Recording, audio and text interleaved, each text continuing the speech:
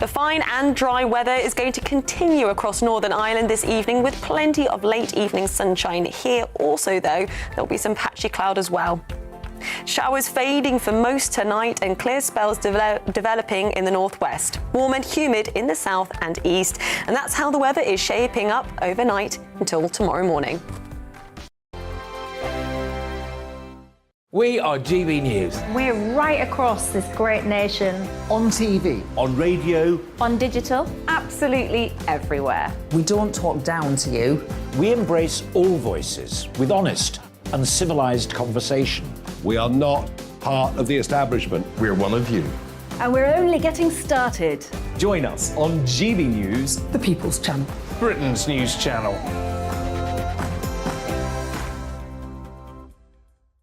Hi there, it's Stephen and Anne.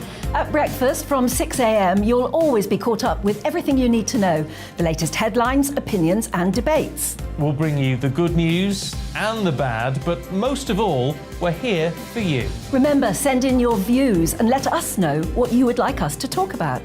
That's because we're your news channel. And every morning at 6 a.m, it's breakfast on GB News. My name's Tom Harwood and join me 9:30 a.m. every weekday for The Briefing, your one-stop shop for everything you need to know about what's going on in politics today. I wonder if this is a deal that might need to be like the biscuits in this factory, twice baked. Is there not an opportunity here to win out against the extremes? Tom Harwood, GB News. What are you going to do about it? Things should have been done differently, and they certainly are being done differently. Don't miss it. The Briefing with me, Tom Harwood, 9:30 Monday to Friday on GB News. Where would you like to go? Just take me to the studio, please, mate. You know where you're going. I've got a show to do. Friday Night Feast on GB News, 7 p.m. And it's like nothing you've ever seen before. We take a different angle on the week's biggest news stories. The viewers and listeners set me some absolutely mad challenges to do. We tried to rehome a rescue dog. And yes, there's some other wacky stuff in there as well. I feel like I could take on the world. Well, that's that. Friday Night Feast with me, Patrick Christie's, every Friday, 7 till 9 p.m. on GB News. Be there.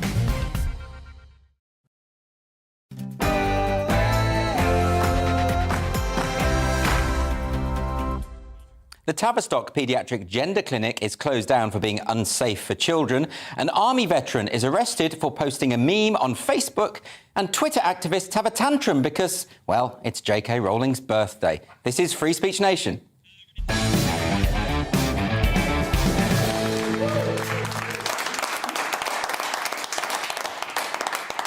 We hear a lot from activists about how they are on the right side of history. Such a thing doesn't exist, of course. It's a romantic idea based on the utopian notion that progress is an inevitability and that as the years pass, humanity will naturally be moving towards a condition of greater enlightenment. But the culture wars of the last 10 years have shown how it's perfectly possible for societies to regress.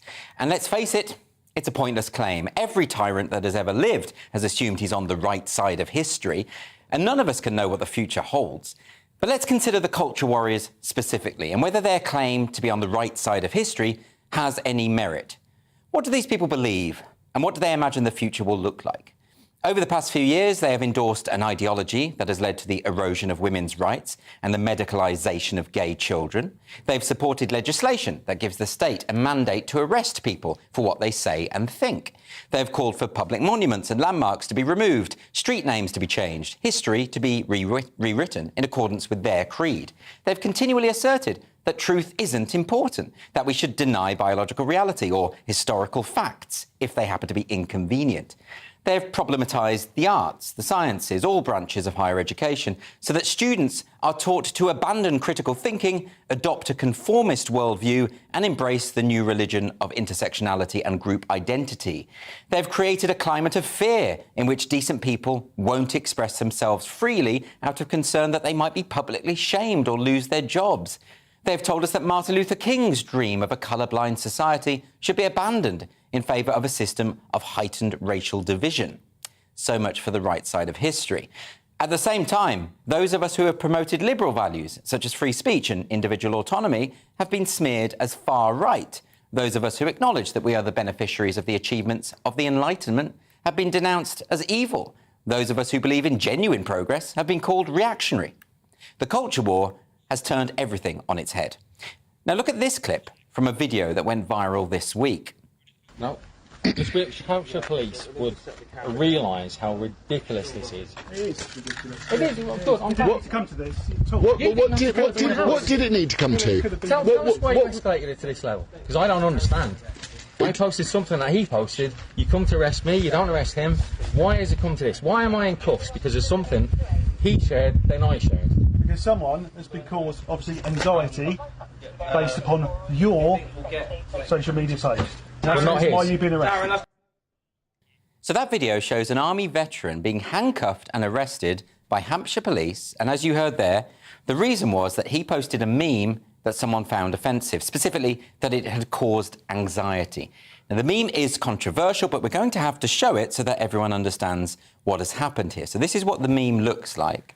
And the image here is a composite of 4 Progress Pride flags arranged in such a way that they produce the shape of a swastika. And let's have a look at the flag just by itself. Now, this image causes a lot of people anxiety. I've spoken to gay men and lesbians who see this as a symbol of hate and division, a sign that says they're not welcome, because this flag isn't like the 6-stripe rainbow pride flag of old. This one has extra stripes and has come to be associated with a homophobic and misogynistic ideology that has proven to be a direct threat to human rights, one that supports the harassment of anyone who dares to challenge the worldview that it represents. So, if I feel anxiety about that flag, can I call the police? It appears on the side of police cars. It is flown on police stations. Police officers wear the flag during Pride Month. Can I ask them to arrest themselves? And I'm not being flippant. If the criteria for being led away in handcuffs is merely to cause anxiety, why are the police not being held to account? For many gay people, this flag is a hostile symbol of a movement that wants to rebrand homosexuality as same-gender attracted rather than same-sex attracted, that wants lesbians to be demonised if they don't want to sleep with men, that wants the state to censor anyone who disagrees. That's why the swastika meme was created. It was a clumsy attempt to say that the Progress Pride flag in its current form has come to be associated with some of the most authoritarian people in our society. And that's true. And whereas you might find the use of the swastika symbol distasteful, the point being made here is clear. And by the way, the kind of activists who like to fly the Progress Pride flag, they call people Nazis all the time. It's their go-to catch-all slur. Anyone who challenges them is no better than Hitler. And not only is this historically illiterate, it trivialises the horror of the Holocaust. So if culture warriors are happy to compare their political opponents to Nazis at every opportunity, why should the police step in when their targets do the same? And the fact that the police would do so, the fact that these activists appear to have the armed forces of the state on their side, would suggest that the comparison with authoritarianism isn't entirely without merit. I do wish that the point could be made without Nazi comparisons, but that's social media for you. We are seeing some pushback against the regressive worldview of these culture warriors. This week, the Tavistock Clinic, a paediatric gender clinic in London run by the NHS, was shut down because a report by Dr. Hilary Cass revealed that it was unsafe for children. Here's what Cass had to say. The evidence base on which it prescribed major hormonal interventions, such as puberty blockers, was close to non-existent. And many clinicians had expressed concerns about poor diagnosis and record keeping and a culture of shutting down criticism. For years, many of us have been warning about the dangers of telling vulnerable and confused children that they were in the wrong body. Most of these kids were simply struggling with their homosexuality. And yet we have been called bigots because we don't think that gay kids ought to be sterilised. Who's really on the right side of history here? Look at these politicians. All of them are saying that they support a ban on what they call trans conversion therapy. But this is linguistic sleight of hand. If they had the ban they wanted, and a young person were to go to a specialist to discuss feelings of gender dysphoria, the specialist would have been breaking the law if they tried to discuss these feelings and explore the possibility that other factors might be involved. And these are myriad. There's a strong correlation between autism and feelings of gender dysphoria, for instance. Many young gay people, as I've said, are gender non-conforming. Sometimes children struggle to accept the changes of their body during puberty, and they're looking for an escape. There's a strong element of social contagion to these cases, but for a medical practitioner to discuss any of these possibilities would have been criminalised under this so-called trans conversion therapy ban, and doctors would have been compelled to affirm any feelings of gender dysphoria and fast-track vulnerable kids into medicalisation. It is starting to feel as though more and more members of the public are waking up to these problems, however. There's still a long way to go, and while most people are still afraid to speak out, we won't get society back on track. It's important, therefore, that we don't get complacent, because culture warriors don't like to admit that they've been wrong. A religious zealot isn't going to suddenly concede that his God doesn't exist. How many activists have put their hands up and said, yes, we were wrong about the Tavistock? So far, I've yet to see one of them make that admission. No, they'll keep on promoting this ideology that poses such a risk to gay people and women, and they'll claim to be on the side of the angels. They'll keep calling for state censorship and stronger hate speech laws because, like all authoritarians, they prefer their critics to be silenced, and they don't like it when their belief system is held up to ridicule or scrutiny. So for all these occasional victories, we need to keep on pushing back against the culture warriors. Because if these people really are on the right side of history, the future looks pretty bleak.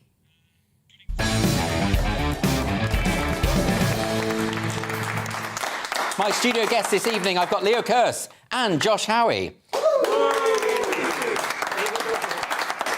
Very enthusiastic response for you both. That's what I like to see. It's good for the ego, isn't it? These are the hardcore regulars here. They are, the hardcore regulars. I'm glad we're getting regulars now. That's great. How are you, Leo? I'm good, thanks. Yeah, you're off to the Edinburgh Fringe soon, aren't you? Only for a weekend. A week? Are you doing a show? I'm doing trigonometry. So you're doing it on the Saturday and I'm doing it on the Sunday. And then aren't you doing your Hate and Live show as well? Yeah, but I'm not running it. Darius is running it. Oh, OK, fine. Yeah. And So, it sounds like hate speech, that show. What is that? it is. It's complete hate speech, but we've flown under the radar. I think it's on too late for any culture warriors to come along and cancel us. They're all tucked up in bed. But yeah, basically, the audience at Hate and Live at the Edinburgh Fringe, which is at midnight in Maggie's chamber, they pick out. The audience write down what they hate, and it can be anything. Could be the mating rituals of guinea pigs, could be Nelson Mandela, whatever it is. It goes into a bucket, and then the comedians pull it out and have to say why they hate it, no matter what it is. Even if they don't hate it? Even if they don't, especially if they don't hate it. Right, OK. So there's a real sort of anticipation. You're waiting to see somebody try and hate on something that can't be hated without destroying their career.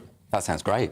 Sounds a bit stressful, though. You'd be quite good at that, Josh, because you're quite a hateful figure, aren't you? Thanks, mate, yeah. There is a lot of anger there. I just need to sort of direct it outwards. Get it out. Leo Kearse. Great! Oh, that would be amazing. That'd be fantastic. Anyway, let's get some questions from our audience. So our first question is from Barrett. Barrett.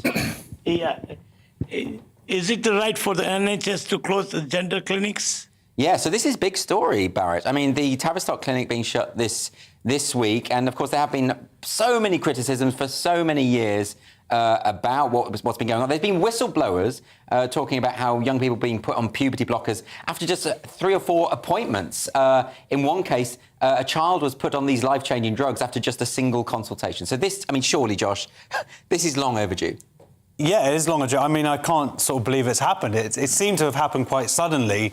But it's amazing how so many people, like you say, whistleblowers and Dr. Bell, and then you had Kira Bell, anyone named Bell has been involved in this. They were ringing that bell. Ringing that bell, yeah. And finally, people have listened. And that's fantastic. It does show that actually there are people out there hopefully listening, and only children are going to benefit from this, because the replacement they're going to be doing is going to be like more, because they've always complained about how there isn't that many, like there's a big waiting list. So essentially more centres are opening, but they're hopefully going to be focusing more on the mental health aspects of it. And talking through the possible other issues. I mean, I mentioned earlier about autism, that correlation, or that a lot of them are struggling with being gay, and so to be medicalised is a completely inappropriate process. But, you know, so we've had all these Labour MPs with these talking about a ban on trans conversion therapy, and what they mean is specialist therapy. Absolutely. There have been so many people so wrong, and now proved so wrong, as this stuff is now seeping out into the real world and having these ramifications. Yeah. When are those Labour MPs going to go, wait a minute, I didn't read enough? People make mistakes, and that's fine. But when is anybody, like you said in your intro, going to just put their hand up and go, you know what, I hadn't, it's all coming from a good place. They want to be kind, they want to be whatever, yet they're not willing to actually just read some stuff, read about the whistleblowers, read what they've said. Yeah. They don't do that. Part of the point was that there was a strategic thing of calling this trans conversion therapy. So what you think of is the way that gay people had conversion therapy. They were, they had electrodes attached to them. They had all sorts of. They were tortured out of being gay, and people think that trans conversion therapy is the same, but it's not. In fact, it's not conversion therapy. It's affirmation therapy. It's affirmation therapy. So what? How do we will anyone admit it? To answer Josh's question. What, admit they're wrong? Yeah. People don't like admitting they're wrong. I've never been wrong. But I'm upset about the Tavistock Centre being shut down because I just bought shares in the company that makes hormones for children. Because I just saw this going up, it went up 9,000%. Yeah, it's like the new Bitcoin. Yeah. I thought, if we're going to pump children full of hormones and destroy their lives, give them brittle bones and infertility and all the other stuff that the left thinks is good, this is a time to get in, and instead they've shut it down. Well, also it's coincidental with America. The FDA has said now that there are real risks to puberty blockers because, as Cass has pointed out, there was no evidence. Who would have thought medicating children would have negative side effects? I could not have seen that coming. No, this is going to be one of the big medical scandals of our time, like the infected blood inquiry, like the what was the one, thalidomide. Yeah.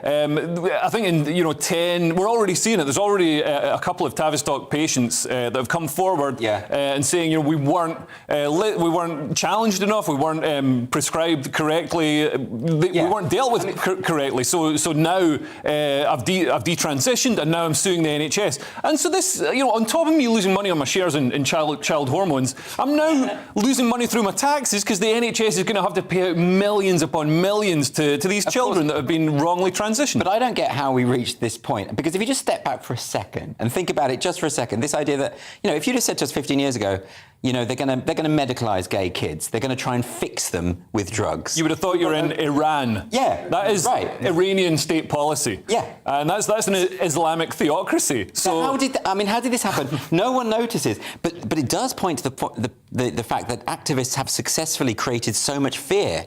Because the fact that good people end up supporting this really, really scary dystopian thing. But also, there is some optimism here, because even 2 years ago, to be able to talk about this stuff would lead to end of careers, loss of friendship and stuff like that. And that still happens. I'm still having big arguments on Facebook and Twitter and people abusing and all this other stuff. It's still going on. But you know what? People are getting braver. People are stepping into debate. And when things like this happen, when people see real world impact of these people who've been fighting for this cause to protect children, then I think people get braver and they will also stand up to the other parts of this ideology. I do wonder if one day all these people who've been going on at J.K. Rowling might say, actually, that was weird, wasn't it? why do you all get angry at the author of Harry Potter just for saying that she wanted to support women's rights? Yeah. That was weird. We must have lost her mind. Well, let's see. It's her birthday. Happy birthday, by the way. If she's watching, she probably isn't, but, might as well say it anyway. Because that's weird, because it's her birthday today, so she's getting loads of hate online. These are the good guys. Definitely the good guys. OK, we're going to move on to another question. This from Edward this time. Hi. Would you let a drag queen tell stories to your children? Would I like a drag queen to tell stories to my children? OK. Now, we've had lots of sort of comments about drag queen story hour, which is sort of this trend that started of drag queens reading stories to children. But there's been a development because there were some protesters stormed a library this week. And they've said that they're going to target future performances as well. And the police were forced to escort the drag queen to safety after the protests burst in. Now, Leo, you've got a lot of thoughts about drag queen story. I've heard you before. Do you want to give us a sort of condensed version now? Well, I think drag queens are great, but it's a sexualised adult performance. It's great at 11 p.m. in Soho. When you're drunk. Yeah, when you're a few Mai Tais in. That's a drink, by the way, not an escort. But it's great in that situation. Where it's not really great is indoctrinating children in gender ideology in a sexualised environment where people haven't always been perfectly vetted, and it provides a power structure and a situation that perhaps paedophiles could exploit. Well, because I've been wondering why, and you're not, of course, saying that all drag queens are paedophiles. I was suggesting it, but not openly saying it. Just a sort of just a dog whistle. What you're suggesting is that I suppose you if you lessen the safeguarding. Yeah. But the thing that I've tried to work out is because drag. I'm with you. I like drag performances, and drag is often it's about sexual innuendo, being crude, it's pushing the boundaries. You want to sit back, have a creme de menthe and watch a drag queen lip-syncing to Donna Summer. Whilst your kids are being read to. Apparently so. I just wonder, Josh, is it not the case, because I was trying to think of why would drag queens who revel in this hyper-sexualised performance and being subversive, why would they want to do this anaesthetised version of their art form is it not just goading people? No, they want to do it because it's during the day when they're not working. So there's just more money? Yeah, absolutely. Okay, well, that makes sense. I'll do it's it. like the Bring Your Own Baby shows for comedians. Yeah, exactly. They're terrible, but you're like, oh, brilliant, I'm free at 2 o'clock in the afternoon. This is fantastic. There's something interesting about the story that sort of hasn't been covered, is that I'm not sure if it's this particular demonstration, but a group called Patriotic Alliance have certainly been involved in some of these protests. And I read an extensive thread day about essentially they're a Nazi group. I don't like throwing around that word, but they definitely have this far-right tendency and BNP members and stuff like that. So it's not like I don't think that the drag race reading thing or whatever is a good idea. But what's interesting is that space has been opened, like in America, to the right or even the far right to come in because...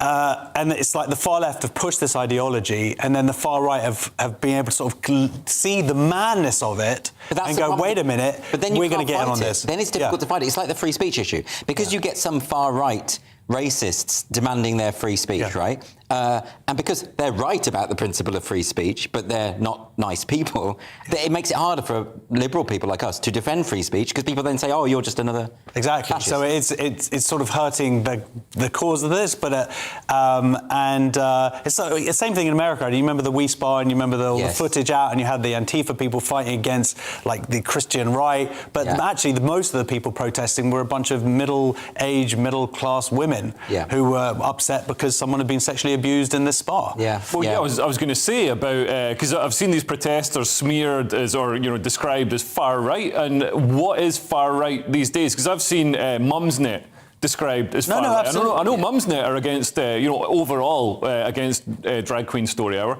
So I think the definition of far right, and certainly the barrier for entry for being considered a Nazi, has changed somewhat since 1939. I did read this long thread, and it was essentially they were pretty Nazi-ish. But what does that mean? Well, I mean, there were members of... Are they invading Poland? Okay, they were certainly far-right BNP, talking about ethno-state, talking about... I think people talking about a white ethno-state, you can say that's far right. But what's that got to do with drag queens? No, but they're the ones who are protesting. That's my point. They're using this issue and going and protesting the drag queen thing, and they themselves are far right. If your concern is that people who are not far right who are protesting drag queens are being labelled as far right because they're doing so, that makes sense. But if someone who openly calls for a white ethno-state is protesting drag queens, that's fair to say that's a far right person. I haven't seen... Well, I'm just saying, I think people find there's just a few random nutters out there. No, this is a proper organised group. They had the banners, Patriotic Alliance. But that's not the ones who stormed this library. No, I think it was a different library, but they had like the big banners with their Patriotic Alliance and stuff like that. Anyway. Well, let's move on to another question now. This is from Mary. Hi, Mary. Should you be sacked for asking if there is black privilege? Should you be sacked for asking if there is black privilege? And this is to do with the rail conductor who successfully sued his ex-employer, West Midlands Trains, after he was sacked for gross misconduct. So this is Simon Isherwood. And this has come out this week that he's actually won the case now. But what happened was he was overheard asking whether there was such a thing as black privilege in black majority countries. He'd left his microphone on during this online diversity training course, which is always a mistake. But he won because he wasn't being racist. He was on the wrong training course. He should have had Zoom training, so he knows how to mute his microphone. Exactly. Honestly, he said something in his own home. All right, he was on a Zoom call. He didn't know his microphone was on, so it wasn't intentional. But what he said wasn't even, it wasn't calling for an ethno-state or whatever's far right. He was just saying, well, if we've got white privilege here, where it's 86, 87% white in the UK, do they have black privilege in Ghana, where it's 98% black? And that's not a racist thing to say. That's an interesting query that I would like to have answered myself. What do you think, Josh? Yeah, well, we're also omitting the fact that he was also having sex at the time. So that's not true, is it? No, it's not true. Okay, fine. For a second, I thought I missed that in the article. Yeah, straight. It was right down at the bottom with some photos. No, yeah, absolutely. Look, I've done one of these courses myself, and I raised pretty much that point. But every time you raise anything that doesn't fit the narrative. Yeah. It's like, that's a really interesting point. I really like what you're saying there. Yeah, we're going to get back to that, and then it's straight back to pushing the ideology. Yeah. But it's amazing that he was fired for asking what, like you say, seems like a really normal question. It does, and an interesting question for the training to sort of open up on and explain why, you know, for example, why black privilege doesn't exist, just white privilege does, or why it's different in different countries. It sounds like, you know, a good launching point for a discussion. But he did win. He's won his case. Eventually, but I mean, he's had his life pretty much destroyed. And I don't understand, you know, if white privilege is so prevalent, how come a white guy had his life destroyed for asking a benign question? Yeah, fair point. After the break on Free Speech Nation, I'm going to be joined by lawyer Sarah Phillimore to discuss the College of Policing's new guidance on non-crime hate incidents. See you in 2 minutes.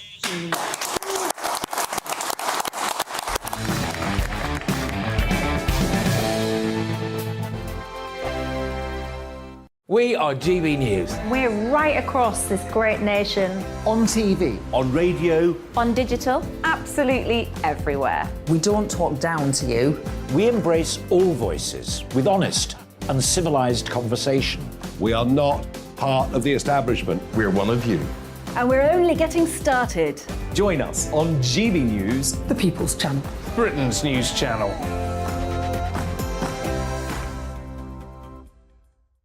Hi there, it's Stephen and Anne.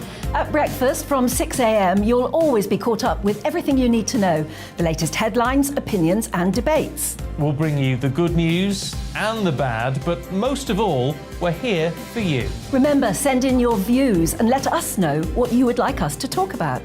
That's because we're your news channel. And every morning at 6 a.m, it's breakfast on GB News. My name's Tom Harwood, and join me 9:30 a.m. every weekday for The Briefing, your one-stop shop for everything you need to know about what's going on in politics today. I wonder if this is a deal that might need to be like the biscuits in this factory, twice baked. Is there not an opportunity here to win out against the extremes? Tom Harwood, GB News. What are you going to do about it? Things should have been done differently, and they certainly are being done differently. Don't miss it. The Briefing with me, Tom Harwood, 9:30 Monday to Friday on GB News. Where would you like to go? Just take me to the studio, please, mate. You know where you're going. I've got a show to do. Friday Night Feast on GB News, 7 p.m. And it's like nothing you've ever seen before. We take a different angle on the week's biggest news stories. The viewers and listeners set me some absolutely mad challenges to do. We tried to rehome a rescue dog. And yes, there's some other wacky stuff in there as well. I feel like I could take on the world. Well, that's that. Friday Night Feast with me, Patrick Christie's, every Friday, 7 till 9 p.m. on GB News. Be there.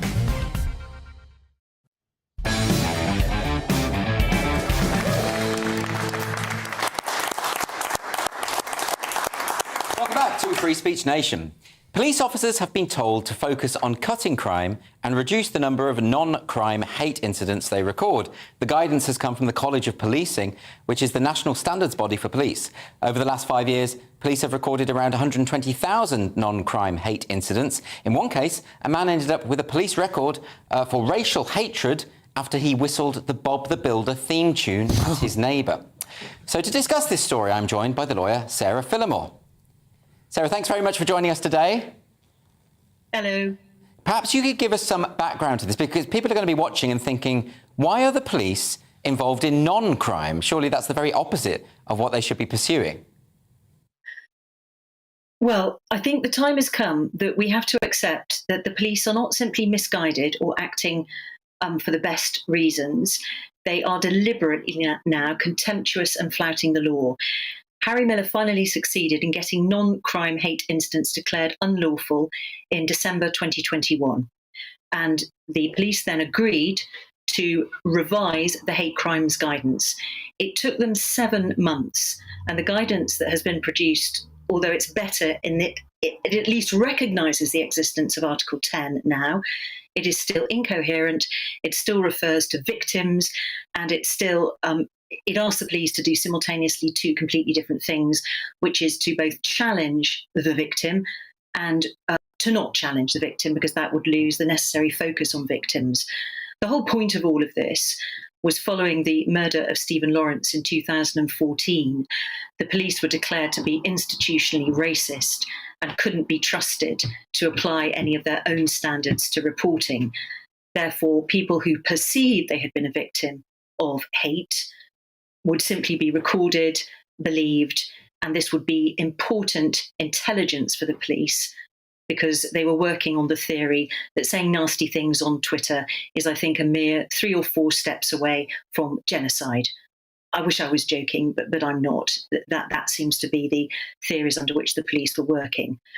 So we've now got the revised guidance. As I say, it's better, but largely incoherent. But regardless of that, we have now got clear examples of 2 police forces flouting the guidance. Wiltshire, who visited Kelly J. Keane last week, and Hampshire, who arrested Harry Miller and another man 3 days ago. Yes, we showed some footage of the arrest of the Army veteran a few days ago in Hampshire. As you mentioned, Kelly J. Keane as well was visited for causing offence online. So these things are clearly still happening. But what I don't understand is that lots of people, when the new College of Policing guidance came out, were celebrating this and saying, oh, great, this is an end to non-crime hate incidents. But as you say, when you look into it, they're still using phrases like victim, which implies that there's already been a trial, rather than complainant. Why can't they just get this right? Why do they keep ignoring the law?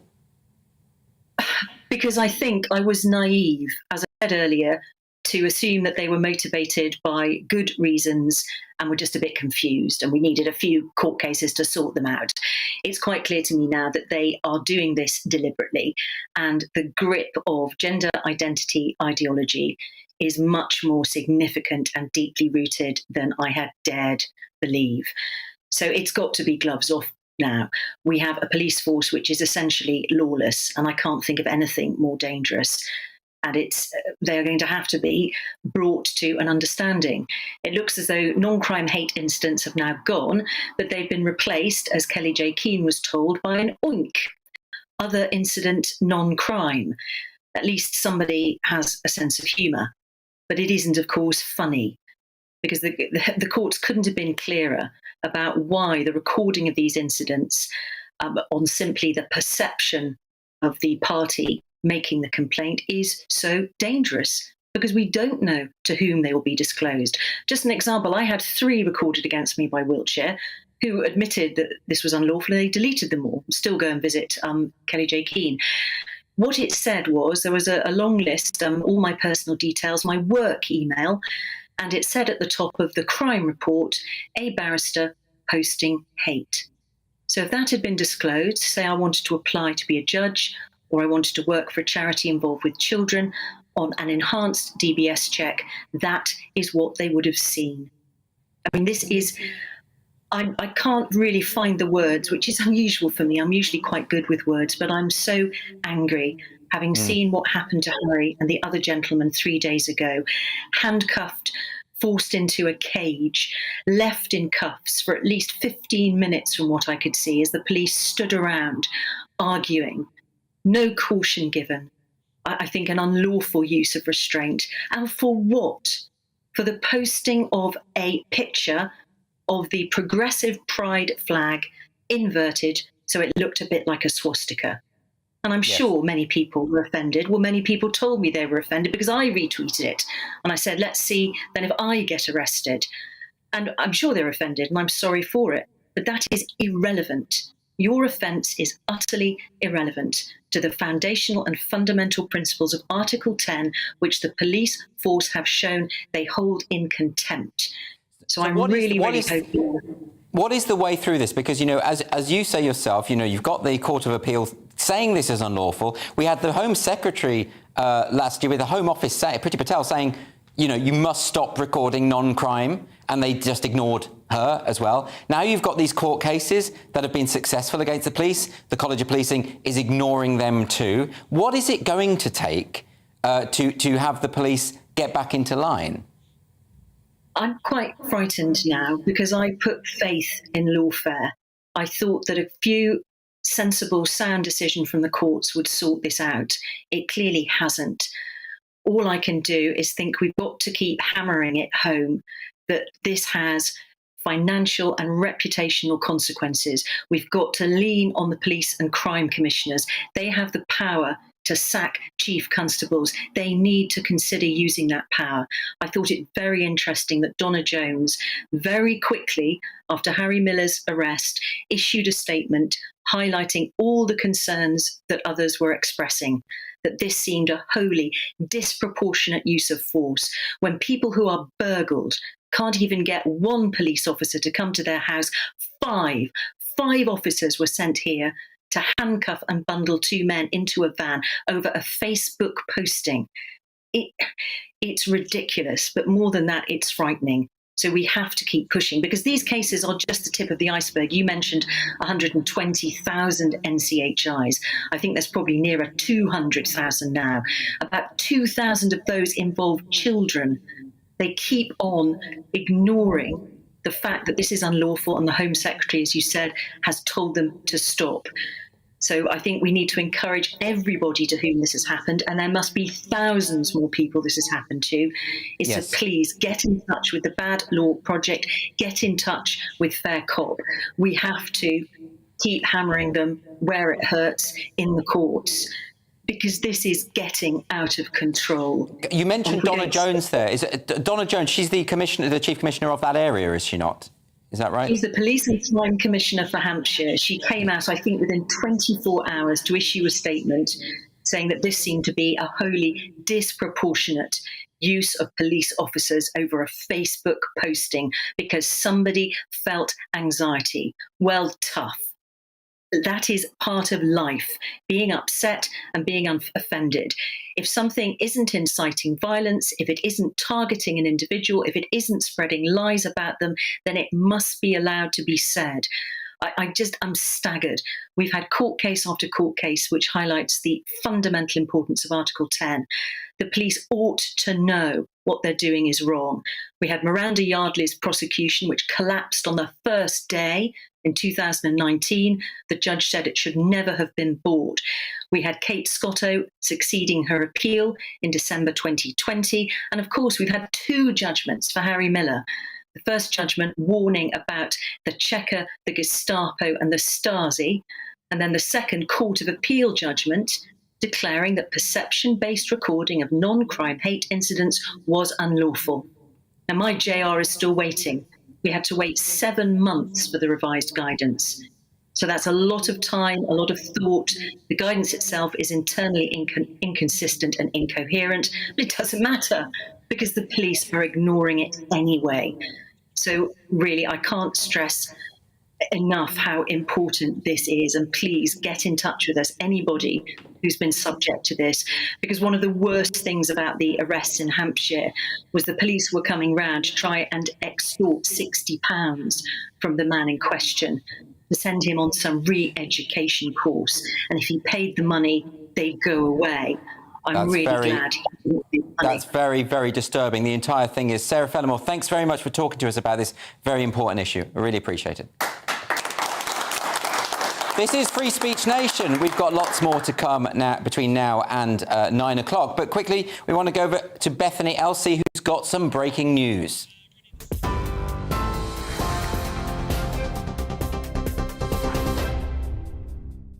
Hello there, it's 7:35. I'm Bethany Elsey in the GB newsroom with some breaking news for you this hour. The Lionesses have made footballing history by winning the Women's Euro 2022. England scored 2-1 against long-reigning champions Germany to finally bring it home. Their victory was in front of a record crowd, over 87,000 at Wembley Stadium. But for those who couldn't get tickets, fan zones were set up across the country. And GB News reporter Rosie Wright joins us live from a fan zone in Trafalgar Square. Rosie, what does this mean to the fans around you? I mean, Bethany, the Lionesses didn't believe they were going to do it. Let me just tell you what that cheering is about just there. Not the victory, but there had been a little bit of people celebrating after that final victory. People hopped into the fountains, and then the organisers here said, we turn the screens off until people are out of the fountain. So they've literally just come back on, so now you can hear the commentary behind me. But let's get back to the essence of this. The Lionesses have made history, beaten the 8-time European champions Germany. They've met Germany so many times and only won twice out of, I think it's 26 or 27 meetings. They almost were the underdogs, England, but they've proven, no, we can roar, we'll roar loudly, and this this crowd can really sing "Football's Come Home." It is a real moment. They've changed the conversation about women's football, and you can probably hear mine being raucous celebration here as fans can't believe that England have done it. It was a bitter match. The first half, nothing, no action. The second half, England finally score. We're out in front, then Germany equalise. We go to extra time. It's the second half of extra time where England score. And my goodness, the crowd went wild here. They deserve this victory. Just as conversation was starting to beckon towards penalties, that dreaded word, it was not needed. The Lionesses have done it. They have made history. They are European champions. And what a huge congratulations to them. Rosie right there joining us from Trafalgar Square. Thanks so much for that update, Rosie. This is GB News. Time for a break now, but just in 2 minutes, we'll be back with Andrew Doyle in Free Speech Nation.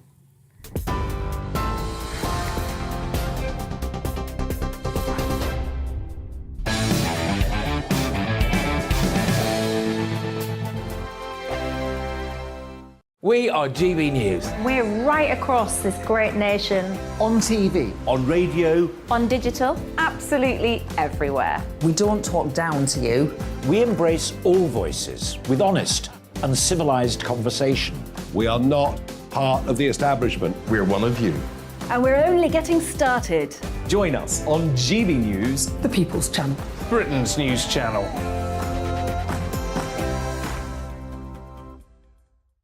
Hi there, it's Stephen and Anne. At breakfast from 6 a.m, you'll always be caught up with everything you need to know, the latest headlines, opinions and debates. We'll bring you the good news and the bad, but most of all, we're here for you. Remember, send in your views and let us know what you would like us to talk about. That's because we're your news channel. And every morning at 6 a.m, it's breakfast on GB News. My name's Tom Harwood and join me 9:30 a.m. every weekday for The Briefing, your one-stop shop for everything you need to know about what's going on in politics today. I wonder if this is a deal that might need to be like the biscuits in this factory, twice baked. Is there not an opportunity here to win out against the extremes? Tom Harwood, GB News. What are you going to do about it? Things should have been done differently, and they certainly are being done differently. Don't miss it. The Briefing with me, Tom Harwood, 9:30 Monday to Friday on GB News. Where would you like to go? Just take me to the studio, please, mate. You know where you're going. I've got a show to do. Friday Night Feast on GB News, 7 p.m. And it's like nothing you've ever seen before. We take a different angle on the week's biggest news stories. The viewers and listeners set me some absolutely mad challenges to do. We tried to rehome a rescue dog. And yes, there's some other wacky stuff in there as well. I feel like I could take on the world. Well, that's that. Friday Night Feast with me, Patrick Christie's, every Friday, 7 till 9 p.m. on GB News. Be there.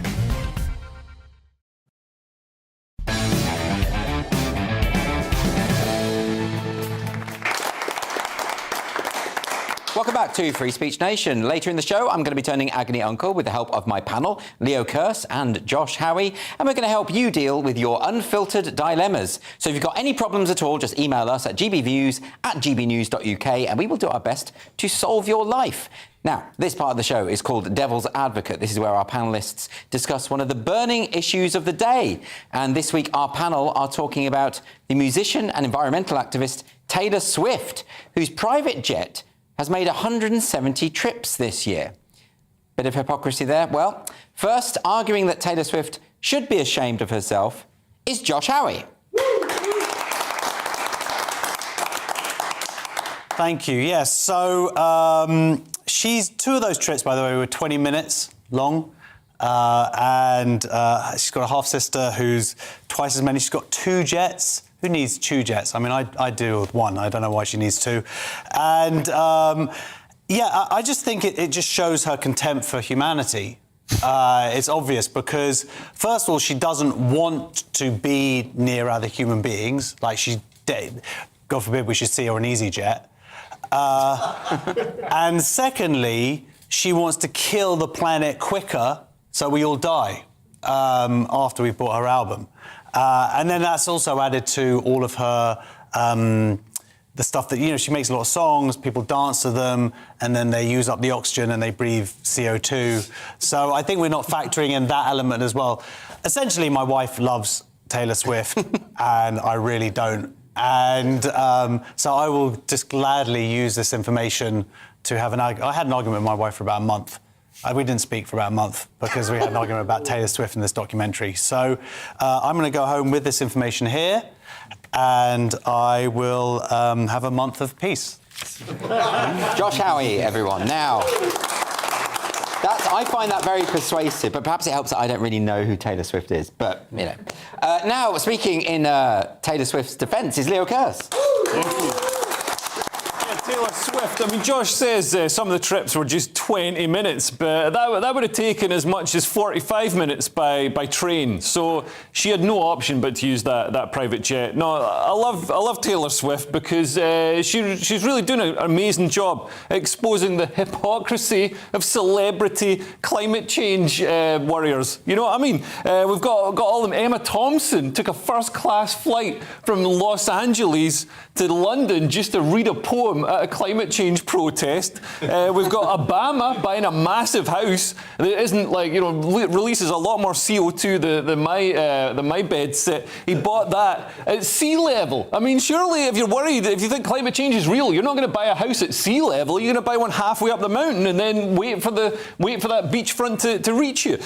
Also, Leonardo DiCaprio, he's another one. He travels by private jet and first class jet a lot, and he bought a Tesla. He said, "I'm doing my bit because I bought a Tesla." You can't consume your way out of a consumption problem. You know what I mean? You can't just add a Tesla to your fleet of Bentleys and say, "Look what amazing work I'm doing at saving the planet." Even Greenpeace themselves, you see them turn up to protest against oil rigs being built because they might provide jobs and energy for people. And Greenpeace, they travel, they burn diesel to get to the protest. They're wearing clothes that are made out of synthetic fibres made from oil. Their boats are plastic, inflatable rigs made from oil. They're burning diesel in the engine to take them out to the oil rig. Everything they're doing is using oil. For most climate change protesters, they're protesting against climate change in the same way that somebody would protest against an abortion clinic by drop-kicking babies through the window. It's absolute insanity. And I think what Taylor is doing is revealing that the real reason the rich want us to stop, using plastic straws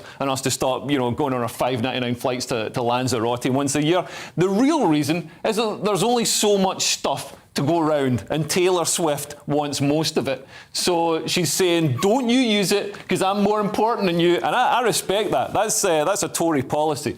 So I want Taylor Swift to be the next leader of the Tory party. Leo Kearse, everyone. I suppose I should judge, but since I don't know who she is really, I'm convinced by both of you. Let me sing one of her songs and you might... What are her songs? Give me a song. Shake It Off. Shake it off, shake it off. Oh yeah, I love that song. Oh, you must. I don't know what that is. Is that a real song? Yeah, it's a real song. It's very popular. It's a pretty good song, actually. You just made that up. No, what do you mean? I can't. No. What you just did would never get to number one, right? That thing you just did. I think but that's prejudice. Yeah, I'm not sure about that. OK, well, I will do some Googling afterwards and listen to some of her music. Now, we've got to move on with the show, however, so thank you both for that. The UK's only dedicated gender identity clinic, Tavistock, will close next spring after an independent review led by Dr. Hilary Cass found that the clinic was not a safe or viable solution for children suffering with gender dysphoria. Whistleblowers have revealed how young people were being placed on puberty blockers after only a handful of appointments. In at least one case, a child was put on these life-changing drugs after a single consultation. More than 5,000 children were referred to the clinic last year, compared with 138 in 2010 to 2011. So following the review, the NHS has committed to urgent research on the impact of the drugs, and both Liz Truss and Rishi Sunak have pledged to review the use of puberty blockers if they win the leadership election. In the meantime, care will be handed over to children's hospitals, which the NHS says will offer a more holistic approach with strong links to mental health services. So to discuss this week's decision, I'm joined now by the writer and director Charlie Bentley-Astor, who has opened up about her experience with gender dysphoria and how close she came to transitioning. And also with us is the writer Graham Linehan, who has come under fierce attack for his views on these issues. Thank you both ever so much for joining me. Charlie, I want to start with you because you have a very personal story relating to this notion of transitioning in youth. Could you tell us a bit about that? Yeah, so I grew up with undiagnosed autism and ADHD. That left me feeling like a hostage in my own body, the experience of that without having an explanation for it. So come puberty, that was dramatically exaggerated in my own mind, that being a hostage. Because obviously puberty, it was a thing that happens. It's a thing that happens to all of you, but not all of us are ready for it to happen, and I definitely wasn't. And so I saw all my friends around me being nervous but quite excited. They were all getting into sort of hand-holding relationships in primary school, and it just repulsed me. But I was a late walker and a late talker, and so when hand-holding turned into long-term relationships and sex, I thought, oh, it'll happen, but it didn't. And so sort of my very early teenage years, I found out through my theatre friends about all things gay and queer, and that made a lot more sense to me. And so I began to examine via social media, unfortunately, but some classic literature like Ian Forster's Morris, what the gay world involved, and decided I was bisexual. Came out to all my theatre friends, and they were disappointed, which was not the reaction I was expecting. So I thought, oh well, I'm in the LGBTQ now, so I'm a part of the club. But they weren't fond of the bi. They much preferred that I would be gay, and so I said, okay, then I'll just be gay. And when did this transfer into feelings of gender dysphoria, though? When did this feeling of confusion about sexuality become a case of gender dysphoria, or something that you were concerned about? Yeah, and so I was at odds with my body, and so I thought that the finding of sexuality would help that. But when it didn't, and the feelings persisted, I had other friends around me starting to talk about trans and how you can be something other than the sex that you're born into, and that your gender can in fact be separate from your body. And so I thought, oh my gosh, maybe that's me. So I was chronically looking for solutions, and so I began to look at that, and a lot of my friends around me were beginning to shave their hair, wear lots of very like masculine clothes or feminine clothes if they were male, and using different pronouns was the big thing. And so that just went on little bit by little bit, and so I was she, they, then they, them, then they, him, and nothing was really getting any better, but all my friends around me were willingly saying that if you just keep going, and just the reason you're not happy is you haven't settled in that identity yet, you haven't found the right label for yourself. And so that went on and on and on until I was sitting in a doctor's office asking to be referred for gender reassignment surgery. And had you gone through with that gender reassignment surgery, how would you be feeling now, do you think? It wouldn't have solved my problems, because understanding what I do now about myself, I was diagnosed with the autism and the ADHD, but I was also diagnosed with a hormonal disorder called PMDD, which is known as PMS on steroids, essentially. So I'd get just chronic feelings of very severe depression, and changing my hormones would have made it even worse. And I was struggling with my body anyway, and so to do some really dramatic things to it and that be irreversible would have been unbearable for me. Can I come to you, because you've been very vocal for many years about the dangers of the Tavistock, and listening to Charlie's story there, it's clear that there is an element of social contagion to a lot of this. There's clearly an element of young people struggling with their sexuality, autism, as Charlie has mentioned as well. Why weren't these ideas, or why was it seen suddenly taboo to even investigate these as possible explanations for the dysphoria?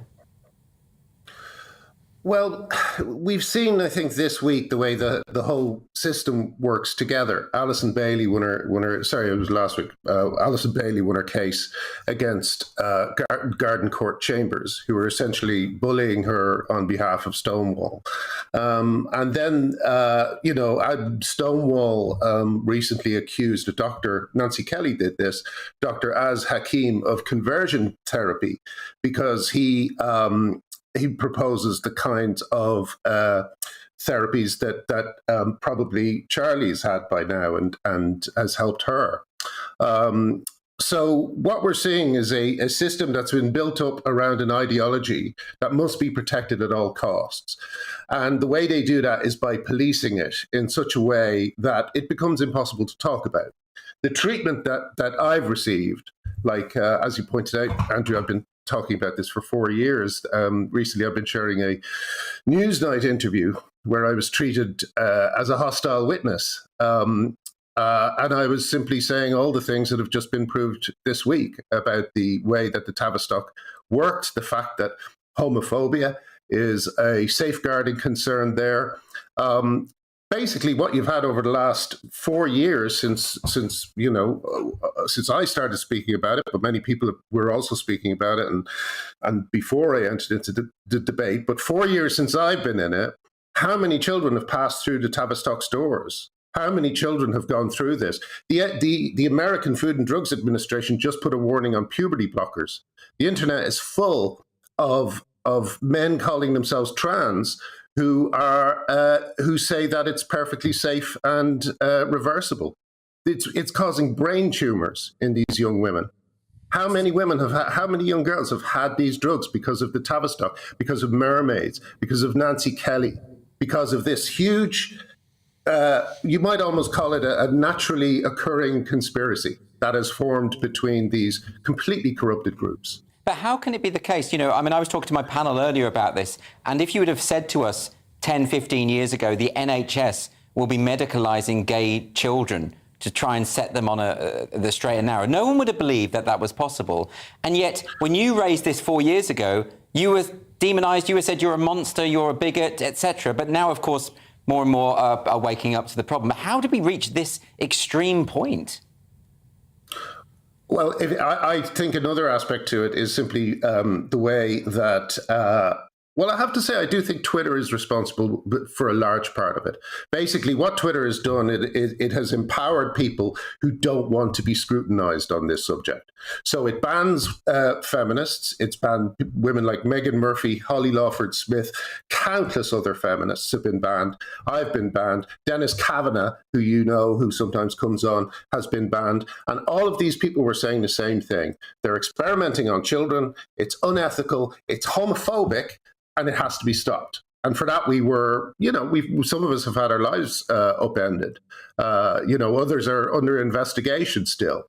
And you have to say, at this point, if people are still pretending not to notice what the puberty blockers labeling in America means, what it means that the Tavistock is being closed, if people refuse to accept what these things mean, then they are becoming complicit in a culture essentially of grooming children into thinking there's something wrong with them that can be fixed with drugs and surgery. Well, we're almost out of time. Well done to Charlie for escaping it.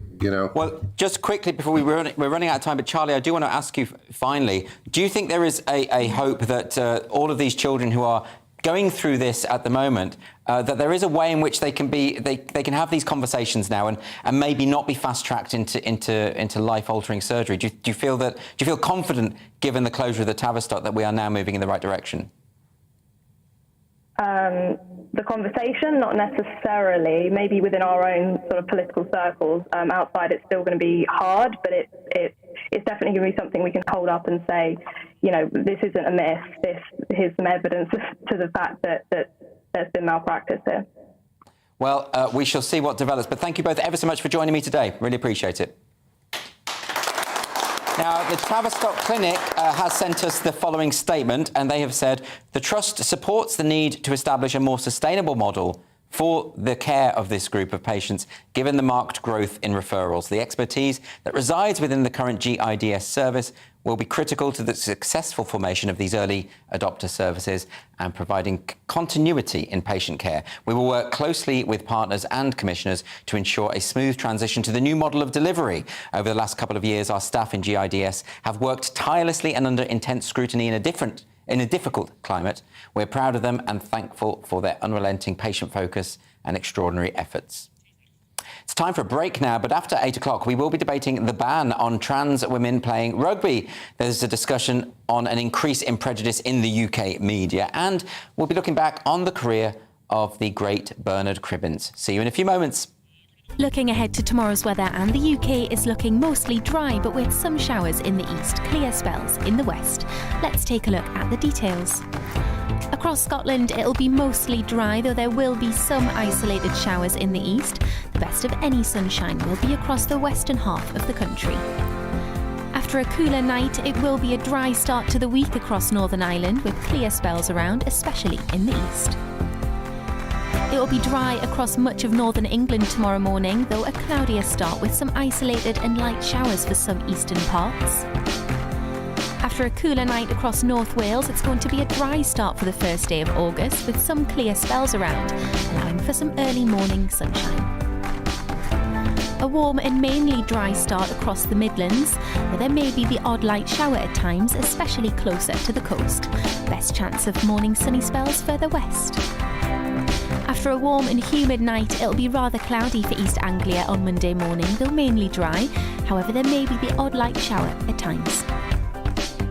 Tomorrow morning will be dry for many in southern England, though the odd shower in the east, where it'll also be rather cloudy, a brighter start in the west. Staying generally dry tomorrow morning across the UK, with some showers in the east, best of any sunny spells in the west. And that's how the weather's shaping up during tomorrow morning. Hello, I'm Michelle Dewberry, and you can join me every weekday 6 till 7 on Jubes and Kerr. Me and my panel will get stuck right into the day's events, and I can tell you, in fact, I can warn you, expect some robust debates, some strong opinions and perspectives from both sides of the fence. It's about you at home as well. I love to read out all of your comments, or at least as many as I can. So join me, Michelle Dewberry, Monday to Friday, 6 till 7 on Jubes and Kerr.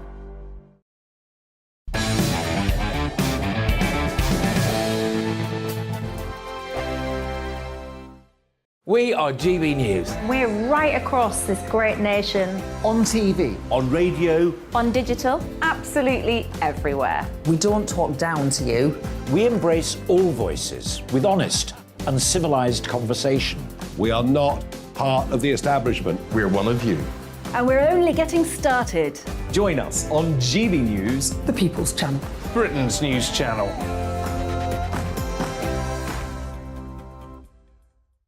Hi there, it's Stephen and Anne. At breakfast from 6 a.m, you'll always be caught up with everything you need to know. The latest headlines, opinions and debates. We'll bring you the good news and the bad, but most of all, we're here for you. Remember, send in your views and let us know what you would like us to talk about. That's because we're your news channel. And every morning at 6 a.m, it's breakfast on GB News. My name's Tom Harwood, and join me 9:30 a.m. every weekday for The Briefing, your one-stop shop for everything you need to know about what's going on in politics today. I wonder if this is a deal that might need to be like the biscuits in this factory, twice baked. Is there not an opportunity here to win out against the extremes? Tom Harwood, GB News. What are you going to do about it? Things should have been done differently, and they certainly are being done differently. Don't miss it. The Briefing with me, Tom Harwood, 9:30 Monday to Friday on GB News. Where would you like to go? Just take me to the studio, please, Matt. You know where you're going. I've got a show to do. Friday Night Feast on GB News, 7 p.m. And it's like nothing you've ever seen before. We take a different angle on the week's biggest news stories. The viewers and listeners set me some absolutely mad challenges to do. We're trying to rehome a rescue dog. And yes, there's some other wacky stuff in there as well. I feel like I could take on the world. Well, that's that. Friday Night Feast with me, Patrick Christie's, every Friday, 7 till 9 p.m. on GB News. Be there.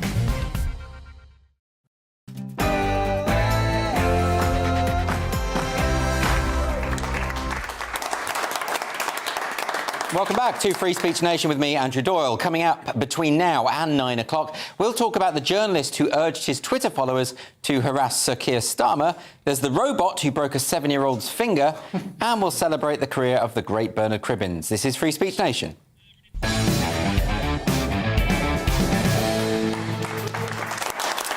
So, let's get some more questions, and these have been emailed in by various viewers. This first one is from Daisy. Hello, Daisy. Daisy says, is it right for rugby to ban trans players? So, this is the news this week that transgender players have been blocked from competing in women's rugby in both union and league. Bosses from both codes have amended regulations to permit only players born as female to compete in women's matches. Is this particularly controversial, Josh? No, of course not. And let's just be very clear here. They haven't banned trans players. They banned trans players from performing or from playing in their wrong category. Right. But trans they're calling it a ban, though. Well, they're calling it a ban, but the point is that they're just not allowing that trans women can still play rugby. They just have to play in the correct sex class. That's the difference. What's the correct class? Well, if a trans woman is still a biological man, if they've been through male puberty, they still have the advantages and the strengths of it. And it's interesting, there's been a lot of sort of male sports people coming out today and rugby players saying, hey, this is really wrong and trans women should be... Not one of them has said, you know what? Welcome, come and play rugby with us, trans women. This is totally fine, you know. Isn't there an issue here? Because rugby is very much a collision sport. And so if you have someone who is biologically male colliding with women, makes it much more entertaining. I see. And some people say, it's misogynist to say that biological males who have transitioned can play rugby with women, but I am a misogynist and I am absolutely fine with it. So I'm right with the trans activists on this one. Yeah, Leo's very unpredictable, isn't he, when it comes to Never know which way he's going to flow. All over the place. Anyway, we've got a question now from Riley. Riley says, should people tell their followers on social media to harass opponents? So this is earlier this week. Owen Jones, the columnist for, I think he's still with The Guardian, I think. Unbelievably. Called for members of the public to confront Sir Keir Starmer in the street and film it.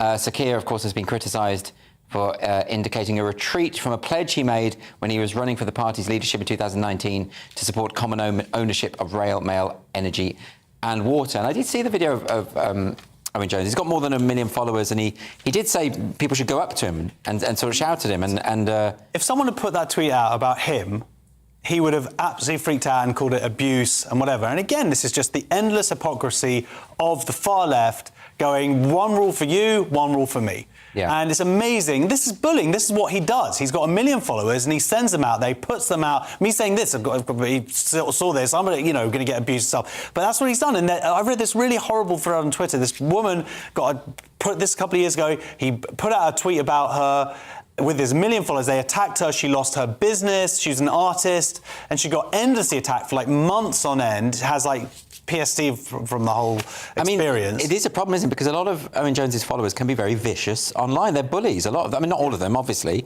but a lot of the more hardcore ones can be. And I think when you have 1 million followers, you've got to be a bit aware of that, haven't you? Absolutely. And you have someone like David, an MP being stabbed a year ago. You don't Joe Cox as well. Yeah, Joe Cox. You don't say to 1 million people, go out and harass this person. Literally, physically harass them in the street. We should say that he has deleted the tweet, so maybe he just misjudged and reflected on it and thought actually that was probably not right. He might have just realised that he'd committed a crime and breached Twitter's rules. So it's a crime to incite harassment, and it's also against Twitter's rules to incite harassment. So this was pretty much completely unacceptable. The only thing that made it marginally more acceptable was it was Keir Starmer. But Donald Trump and other people have been kicked off Twitter for far less. So I don't understand. Is it an ideological thing? Did Twitter say, well, people who support this ideology are allowed to stay and allowed to commit crimes? This is definitely the case. I mean, we saw the SNP politician Joanna Cherry taking Twitter to task in Holyrood about the fact that they don't ban accounts who send death threats and pictures of guns to feminists, but they will ban feminists for saying that sex is real. And they don't ban anti-Semites, but they ban people fighting anti-Semitism. Same Well, the Supreme Leader of Iran Yeah. tweeted that he wanted the wholesale destruction of Israel, and that tweet was still up at the time. It's still up, I think. Yeah. Even though they got rid of Donald Trump because they read between the lines and thought it could be read as incitement, possibly if you squint your eyes a bit. When he said wholesale, did he mean he wanted it done cheaper? I mean, that's... I think I can't speak for him. Right. I mean, and it might be in translation as I wish well, our government thought of economics like that before we invaded other countries. I think we're getting off the point here, so let's move on to another message from Chris now. Chris says, should the England women's football team have the same nickname as the men's? So they've obviously, as we all know, they've won the game. What was it, the Euro? The Euro game tonight, European Championship, which I totally know about. And they're known as the Lionesses, and the men's team are just called the Three Lions. And one listener to BBC Radio 4 Women's Hour asked this week whether the nickname is sexist. Are Lionesses, is that a sexist term, Lionesses? No, but as I think was pointed out by Maureen Lipman, it's actually a great term because lionesses actually get all the work done. They go out there, they do all the hunting, they work well as a pack, and they get paid less. Lionesses, there's a matriarchal species, is it, the lion species? I don't know.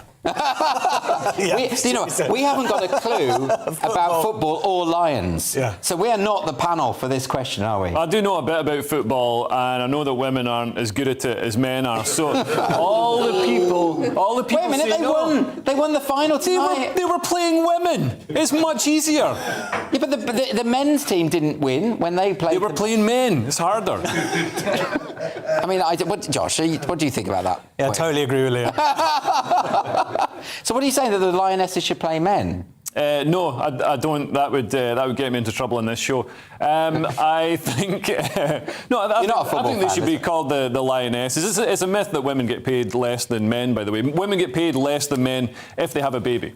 So women who don't have a baby actually get paid slightly more. Well, I was actually talking about real lions. It was a joke. But I'm sure these women football players are not being paid anything. I think their big bonus now is £75,000. Yeah, but it's based on ticket sales. And this has been, I think, isn't it the biggest? It's the biggest selling Wembley event ever. All these feminists who complain that women footballers or whatever don't get paid as much as men, like, go and buy tickets. Well, they did today, and they're still getting paid less.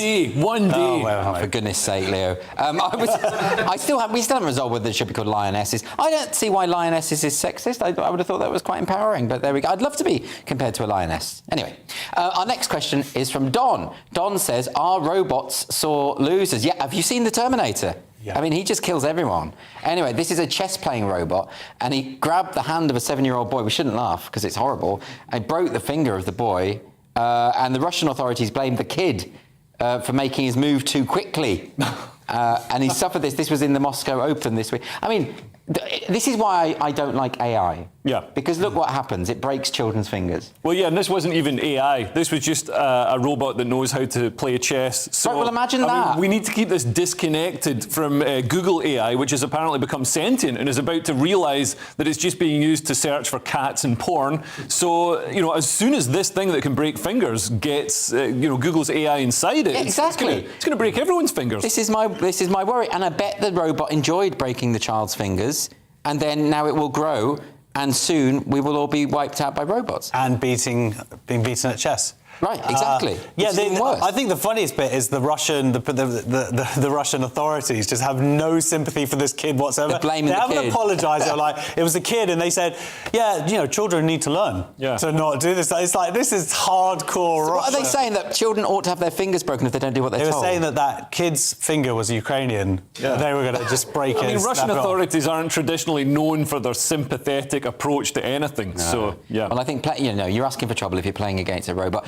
Stop AI is what I'm going to say. Just stop teaching robots to learn and become like us, because it will be our demise. It's such a Luddite. Well, look, I've said it now on TV, so if Armageddon happens thanks to robots, I will be proven right.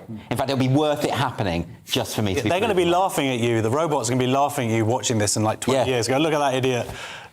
He was right. Exactly. And I will have some gratification. Anyway, our final question is from Rachel. Rachel says, are there any subjects that comedians shouldn't tell jokes about? I mean, clearly not according to Leo.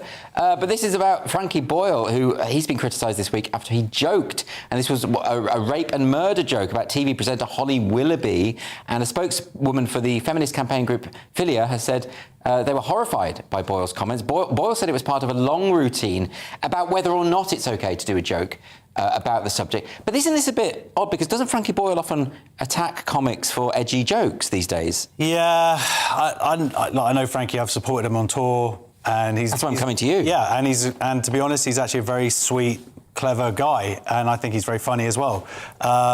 But it is frustrating. Again, there's hypocrisy here. Like, he has criticised other comedians for making similar type of jokes, but if it's jokes that are against his particular ideology, suddenly it's not okay. But because he's sort of seen as being on the left, then that protects him. But actually, you can't have your cake and eat it. Either it's all good and the comics should be able to say what they want, but don't go then and start. Well, now am I doing it? Maybe I'm being a hypocrite now by sort of criticising him. I mean, he's saying that it's been taken out of context, which I'm sure is right. So the longer routine will have had a point that has been escaped when it gets quoted by tabloids. He raped her, killed her, and then ate her, and that was the big punchline. No, he just did a joke about it. Oh, yeah, he didn't. I wasn't a real. Go on, Leo. What are your thoughts? Well, I will never be asked to support Frankie Boyle on tour, so you'll get an unbiased response from me. But yeah, he's being hypocritical. But it is nice to see him returning to being funny. He went through, for years he was making his name with these offensive jokes about Harvey Price and Rebecca Adlington and all the rest of it. All this just really evil, and Madeleine McCann and stuff like that. Madeleine McCann, really just tasteless jokes that were really funny. And then he went woke and became really kind of dull. And he allowed jokes on his show. So Sophie Duker did that joke about killing all white people. That wasn't even that funny, you know what I mean? And it's probably only about 3 months away from being Labour Party policy. So I think for Frankie Boyle to turn around and criticise other people for their jokes and then go and do jokes like this and then try and come up with an excuse for it, Jimmy Carr had a great excuse for his jokes. Everybody's got an excuse for their jokes, usually because they're jokes. Well, shouldn't that be the end of the conversation? It's just jokes. It is just jokes. It's people, and they can be offensive. I get offended by stuff, but I don't choose to watch the stuff that offends me, and that the problem is solved, right? It should be that simple, right? It should be, but that's not the era that we're living in. No. Now let's take it out of context and let's destroy this person. Yeah. Why do we have these articles every now and then? But Jimmy Carr is another one. He's done a joke. Of course, he's done an edgy joke. That's Jimmy Carr. Yeah. I don't understand why that's. And if you take any joke, that's said on stage and then just print it out in typeface in The Guardian, it sounds awful. You know what I mean? It's shorn of all the context. It makes it less funny as well. To be honest, let's be honest. If your joke being quoted in The Guardian is a surefire way to kill it. Honestly, and yet the Guardian comedy reviewers, they always quote jokes. I just got to tell you a quick story. Sorry, I did this Jewish gig years ago, and I did a Holocaust joke. I got these guys grabbed the mic from me. It was a big hoo-ha. It was on the front page of the Jewish Chronicle. Jewish comedian offends.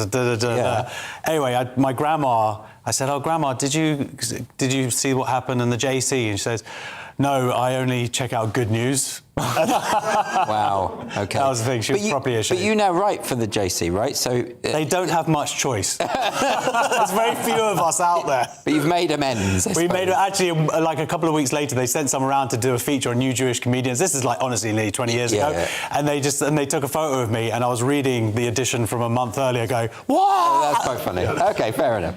Also has a nice happy ending. That story. After the break on Free Speech Nation, we're going to be discussing a new report into the reporting of prejudice in the British media. I'll see you in 2 minutes.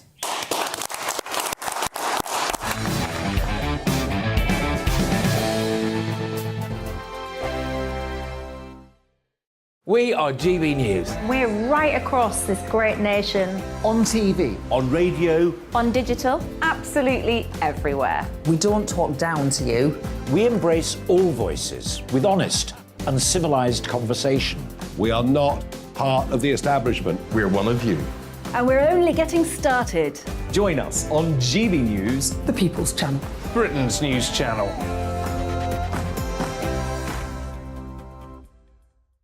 Hi there, it's Stephen and Anne. At breakfast from 6 a.m, you'll always be caught up with everything you need to know, the latest headlines, opinions and debates. We'll bring you the good news and the bad, but most of all, we're here for you. Remember, send in your views and let us know what you would like us to talk about. That's because we're your news channel. And every morning at 6 a.m, it's breakfast on GB News.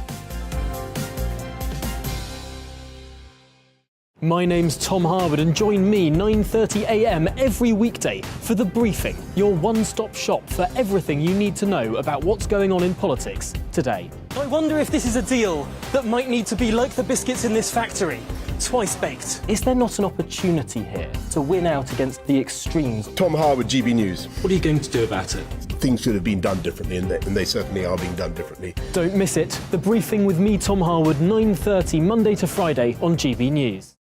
Where would you like to go? Just take me to the studio, please, mate. You know where you're going. I've got a show to do. Friday Night Feast on GB News, 7 p.m. And it's like nothing you've ever seen before. We take a different angle on the week's biggest news stories. The viewers and listeners set me some absolutely mad challenges to do. We're trying to rehome a rescue dog. And yes, there's some other wacky stuff in there as well. I feel like I could take on the world. Well, that's that. Friday Night Feast with me, Patrick Christie's, every Friday, 7 till 9 p.m. on GB News. Be there.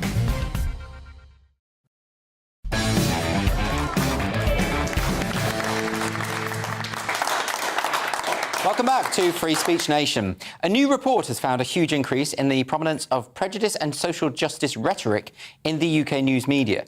Mentions of prejudice based on ethnicity and gender each rose by over 150% between 2010 and 2020. In the case of gender identity, there was an increase of more than 7,500% across various UK media outlets. The report is called The Increasing Prominence of Prejudice and Social Justice Rhetoric in UK News Media. It is written by David Rosado and Matt Goodwin. And I'm delighted to say that Matt Goodwin, who's Professor of Philosophy at the University of Kent, joins me now. Matt, thanks for joining us today. So yourself and David Rosado, is that right, have created this report. Yeah. What are the key findings that are most pertinent and interesting? Yeah, so a couple of years ago in the United States, there was this big debate about the so-called Great Awakening of media, and people were pointing to places like the New York Times, the Washington Post, and saying, well, why are we now talking only about identity politics? Why are we only talking about race, sex and gender? And David Rosado's earlier work showed this explosion in references to those terms. And I sat there looking at this debate and thinking, well, that must be unique to the United States. Well, let's check that out. Yeah. And I decided to work with David and say, well, why don't we look at UK media? And actually what we found was the exact same thing. In fact, if anything, UK media has become really more obsessed with these terms than the US. And I think actually this has got some pretty profound implications for the country and also for the media. So has this come about because of what we call the culture war? And I remember reading a number of, a while ago now, that The Guardian and many economists for The Guardian often claim the culture war is a right-wing myth, but they came out at the top of the people who mentioned the phrase culture war more than any other publication. Yeah, now personally I don't like the phrase culture war because I think when we're talking about women's rights or children's welfare, I don't think that's a culture war. But that's true. We found that media on the left of the landscape was much more likely over the last 20 years to use terms like racism, transphobia, homophobia, but also a more specific set of terms that we associate with woke politics or social justice politics, terms like slavery, cultural appropriation, white privilege, whiteness. And over the last 20 years, basically what you've seen is this vocabulary of wokeism or social justice ideology has essentially gone mainstream. It's more prominent on the left.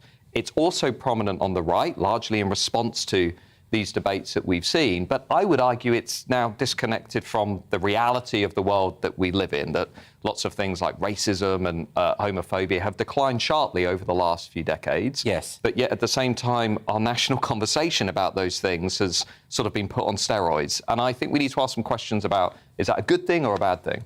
Yeah, I mean, I think that the phrase culture war has become a kind of shorthand for this these current debates about social justice in particular, because obviously every era has a different form of culture war, and this is, I suppose, ours. I mean, does that, from what you're saying there with the findings, does that imply that really this is something that has been generated from the left-wing media, or at least certainly perpetuated? Yeah, so the Americans are having the exact same debate as us as to what's behind it. I think there's a few things.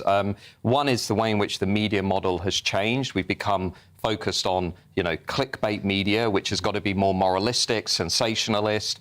Take all of the stories over the last week about issues around gender identity and so on. These are really important issues. People want to talk about them. They also generate a lot of activity, so the media then invests in them to a greater degree. But actually, I think a bigger factor is how the media class itself is changing. So we also know that compared to the 70s and the 80s, journalists in the UK, like in the US, are much more likely now to be university educated. Over half of them now have gone through Oxbridge and Russell Group universities, where typically these ideas tend to circulate more prominently than they do in other institutions. And I think there's a case to be made, actually, about the media class has become not just more insular, but more disconnected from the rest of the country, and perhaps has invested in this belief system, which, as other academics have argued, has become something of a status symbol. That, a lot of people now, for example, colleagues at Cambridge have argued, Rob Henderson among others, that wokeism, social justice ideology for the elite, has become a marker of status. That whereas 30 years ago it was about showing your wealth and your ability to have luxury time and so on, today it's about your awareness of terms like cultural appropriation, white privilege, and that has become a new marker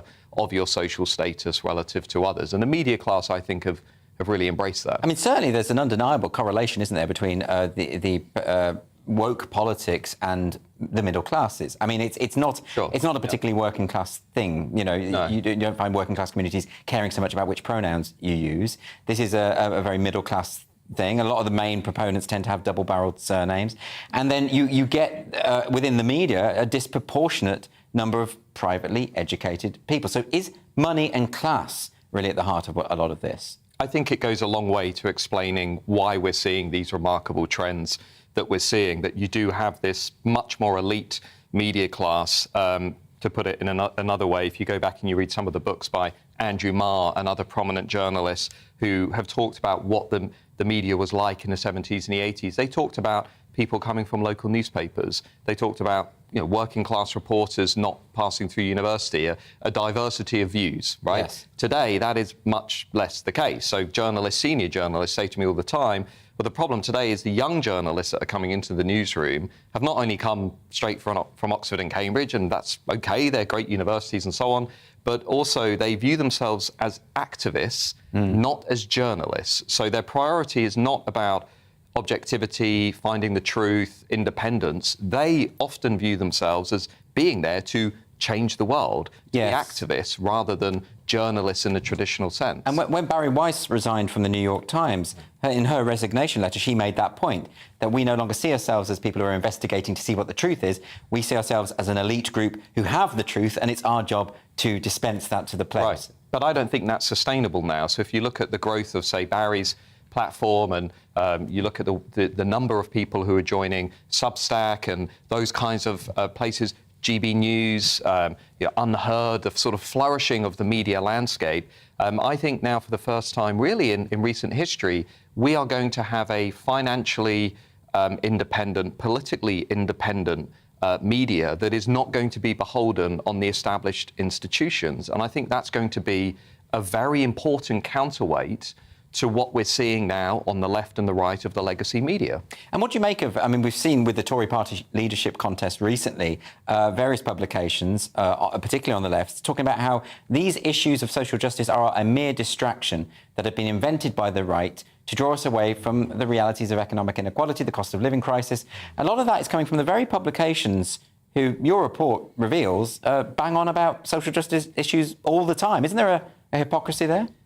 I don't find that narrative particularly convincing coming from those media outlets that this is a sort of, right-wing culture warriors that are creating this. If you look at most of the prominent campaigners who have been dealing with these issues around free speech, women's rights, children's welfare, they're not exactly, right-wing, male conservative culture warriors. I mean, they're often, prominent women, diverse backgrounds. Left-wing feminists. Left-wing feminists, etc.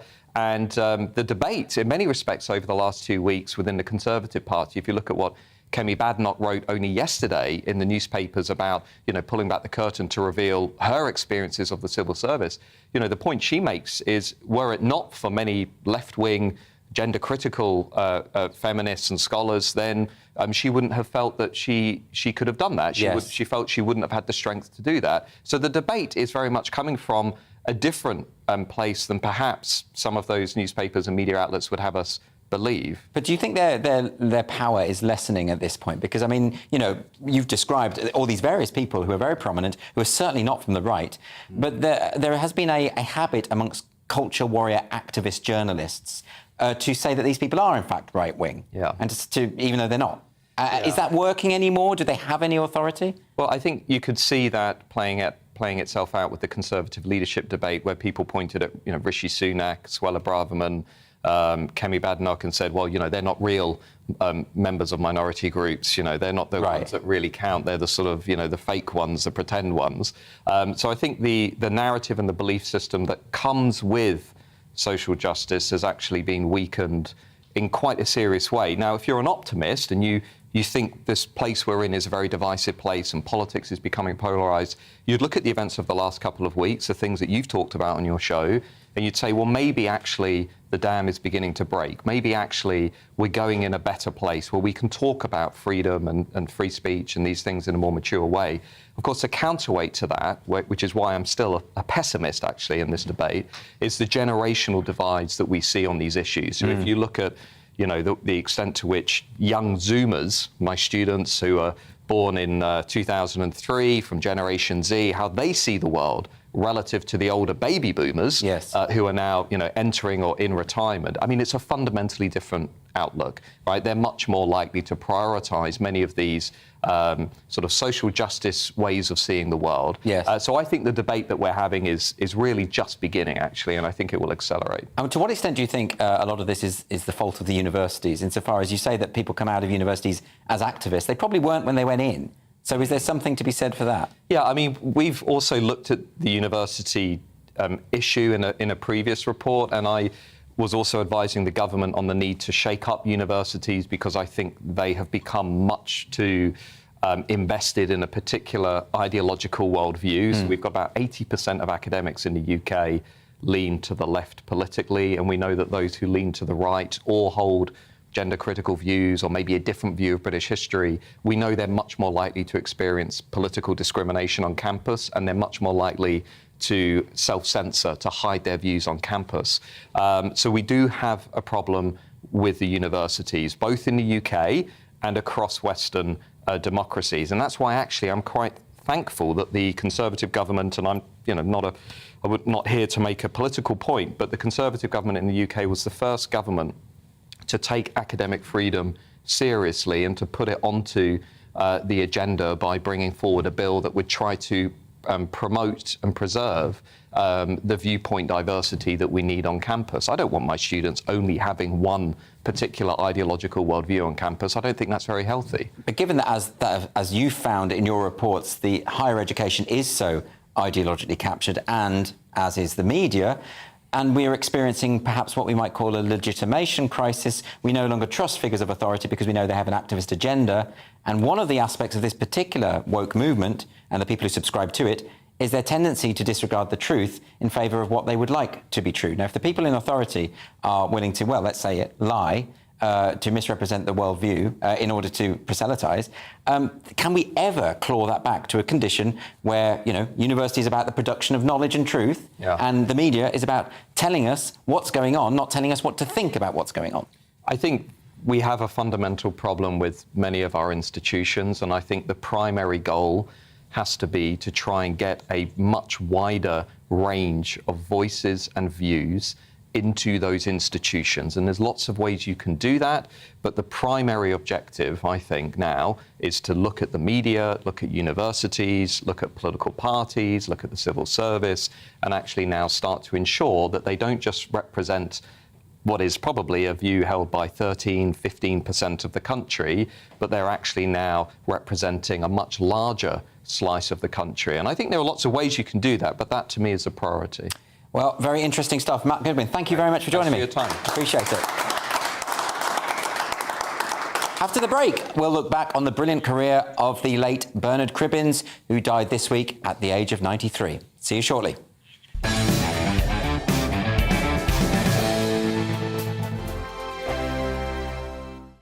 We are GB News. We're right across this great nation. On TV. On radio. On digital. Absolutely everywhere. We don't talk down to you. We embrace all voices with honest and civilised conversation. We are not part of the establishment. We're one of you. And we're only getting started. Join us on GB News, The People's Channel. Britain's news channel.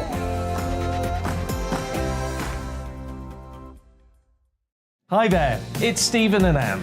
At breakfast from 6 a.m, you'll always be caught up with everything you need to know, the latest headlines, opinions and debates. We'll bring you the good news and the bad, but most of all, we're here for you. Remember, send in your views and let us know what you would like us to talk about. That's because we're your news channel. And every morning at 6 a.m, it's breakfast on GB News.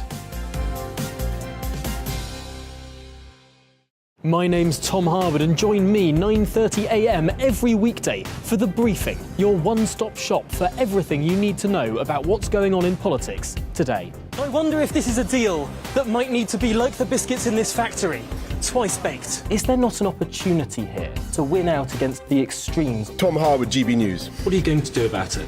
Things should have been done differently, and they certainly are being done differently. Don't miss it. The Briefing with me, Tom Harwood, 9:30 Monday to Friday on GB News. Where would you like to go? Just take me to the studio, please, Matt. You know where you're going. I've got a show to do. Friday Night Feast on GB News, 7 p.m. And it's like nothing you've ever seen before. We take a different angle on the week's biggest news stories. The viewers and listeners set me some absolutely mad challenges to do. We tried to rehome a rescue dog. And yes, there's some other wacky stuff in there as well. I feel like I could take on the world. Well, that's that. Friday Night Feast with me, Patrick Christie's, every Friday, 7 till 9 p.m. on GB News. Be there. On Mark Dolan tonight, in The Big Question, has Liz Truss won the Tory leadership? We'll debate that with Margaret Thatcher's former top advisor, Niall Gardner, and politics legend, Edwina Currie. My Mark Meets guest is Carl Woods, fiancé of the model Katie Price. We'll talk about life in the celebrity spotlight. Plus the papers with full panel reaction, and in my big opinion, my manifesto for the new PM. A small state, a war on political correctness, strict economic discipline, and never lock us down again. See you at 9.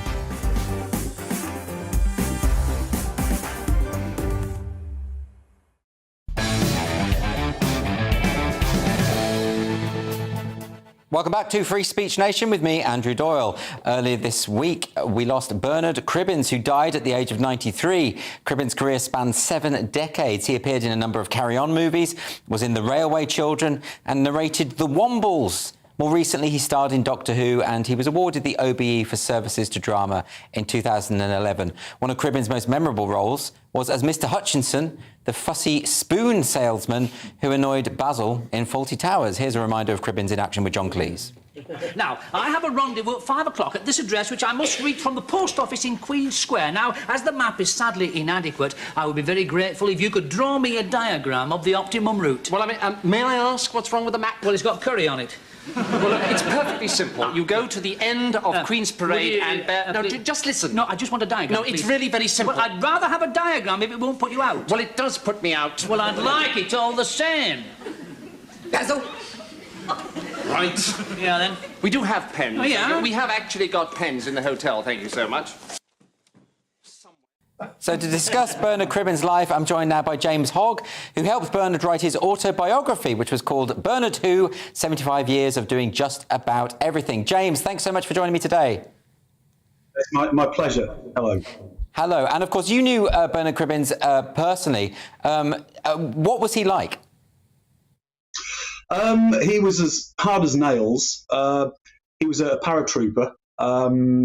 And spent his 18th birthday, I think, on a rooftop in Palestine being shot at. So he wasn't an actor's actor, so to speak, and he certainly didn't suffer fools. So if he said, I'll see you at 10 o'clock tomorrow morning, you were there at 10 o'clock tomorrow morning. You really were. Otherwise, he would have words. But providing you did as you were told, he was an incredibly warm and generous man. He was great to work with. He really was. He was superb. Impeccable comic timing. I mean, as we saw in that clip, did he have any particularly favoured roles? I mean, I remember seeing him in a number of the Carry On films. I think he was even in Carry On Columbus, the last one, which not so many of them were. No, we don't talk about that. No, there was quite a few. There was Leslie Phillips, June Whitfield, Jack Douglas. There was a few of the old hands in Columbus, but he was in Spying and Carry On Jack. But I used to ask him this all the time, what was your favourite role? And it would change every week depending on what people were talking about. He lived very much in the moment. He was quite, he was chuffed about his overall career. When I first approached him to do the book, he was like, well, why would I do a book? Nobody would want to read that. I was like, what, really? And I had to it took me about a year to persuade him to do it. So I think that he had a soft spot for the Wombles, but I think probably, I think probably the Railway Children. That was the one he talked about the most. It's interesting because he was the sort of actor who doesn't get the leading man, and yet he's a figure that everyone recognises. Everyone's seen him, even if they don't know quite where. I actually saw Carry On Spying relatively recently. I watched it many times, but I watched it again recently, and he has just got a brilliant screen presence.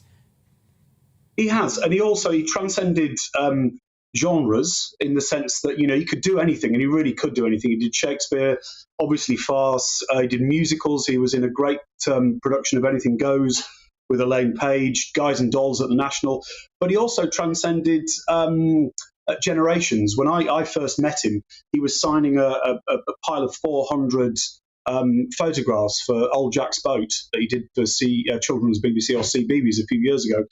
And as he was signing them with glee, he used to love it. He said, 55 years ago or whatever, I was doing exactly the same thing for Jackanory in the same chair, the same room. And I can't really think of many other people who sort of, they were signing, signing autographs for children in the 60s and were still doing it again in the 2017 it would be. And how did you get involved with him and in the writing of the autobiography? How did that work? Well, I was writing the authorised biography of Richard Briers back in 2016. I was doing my interviews and things like that. They were great friends, and they appeared in the Ray Cooney farce, Run for Your Wife. So I got in touch, and we did an interview. And I said, well, why haven't you written a book? And as I said, earlier, he said, well, who would want to read that? And I genuinely couldn't believe it. And I was like, well, you're a national treasure. And he was like, oh, shut up. So I went on this sort of journey with the help of his wife, persuading him to do it. And eventually we got there. But he had no idea of how beloved he was. And I sort of made it my life's work over the past 6 years to try and make him realise how incredibly adored and respected he was. And what was the process like of writing the autobiography? Was it the case that he would talk to you about his various experiences and you would put it into a coherent form? Was that how it worked?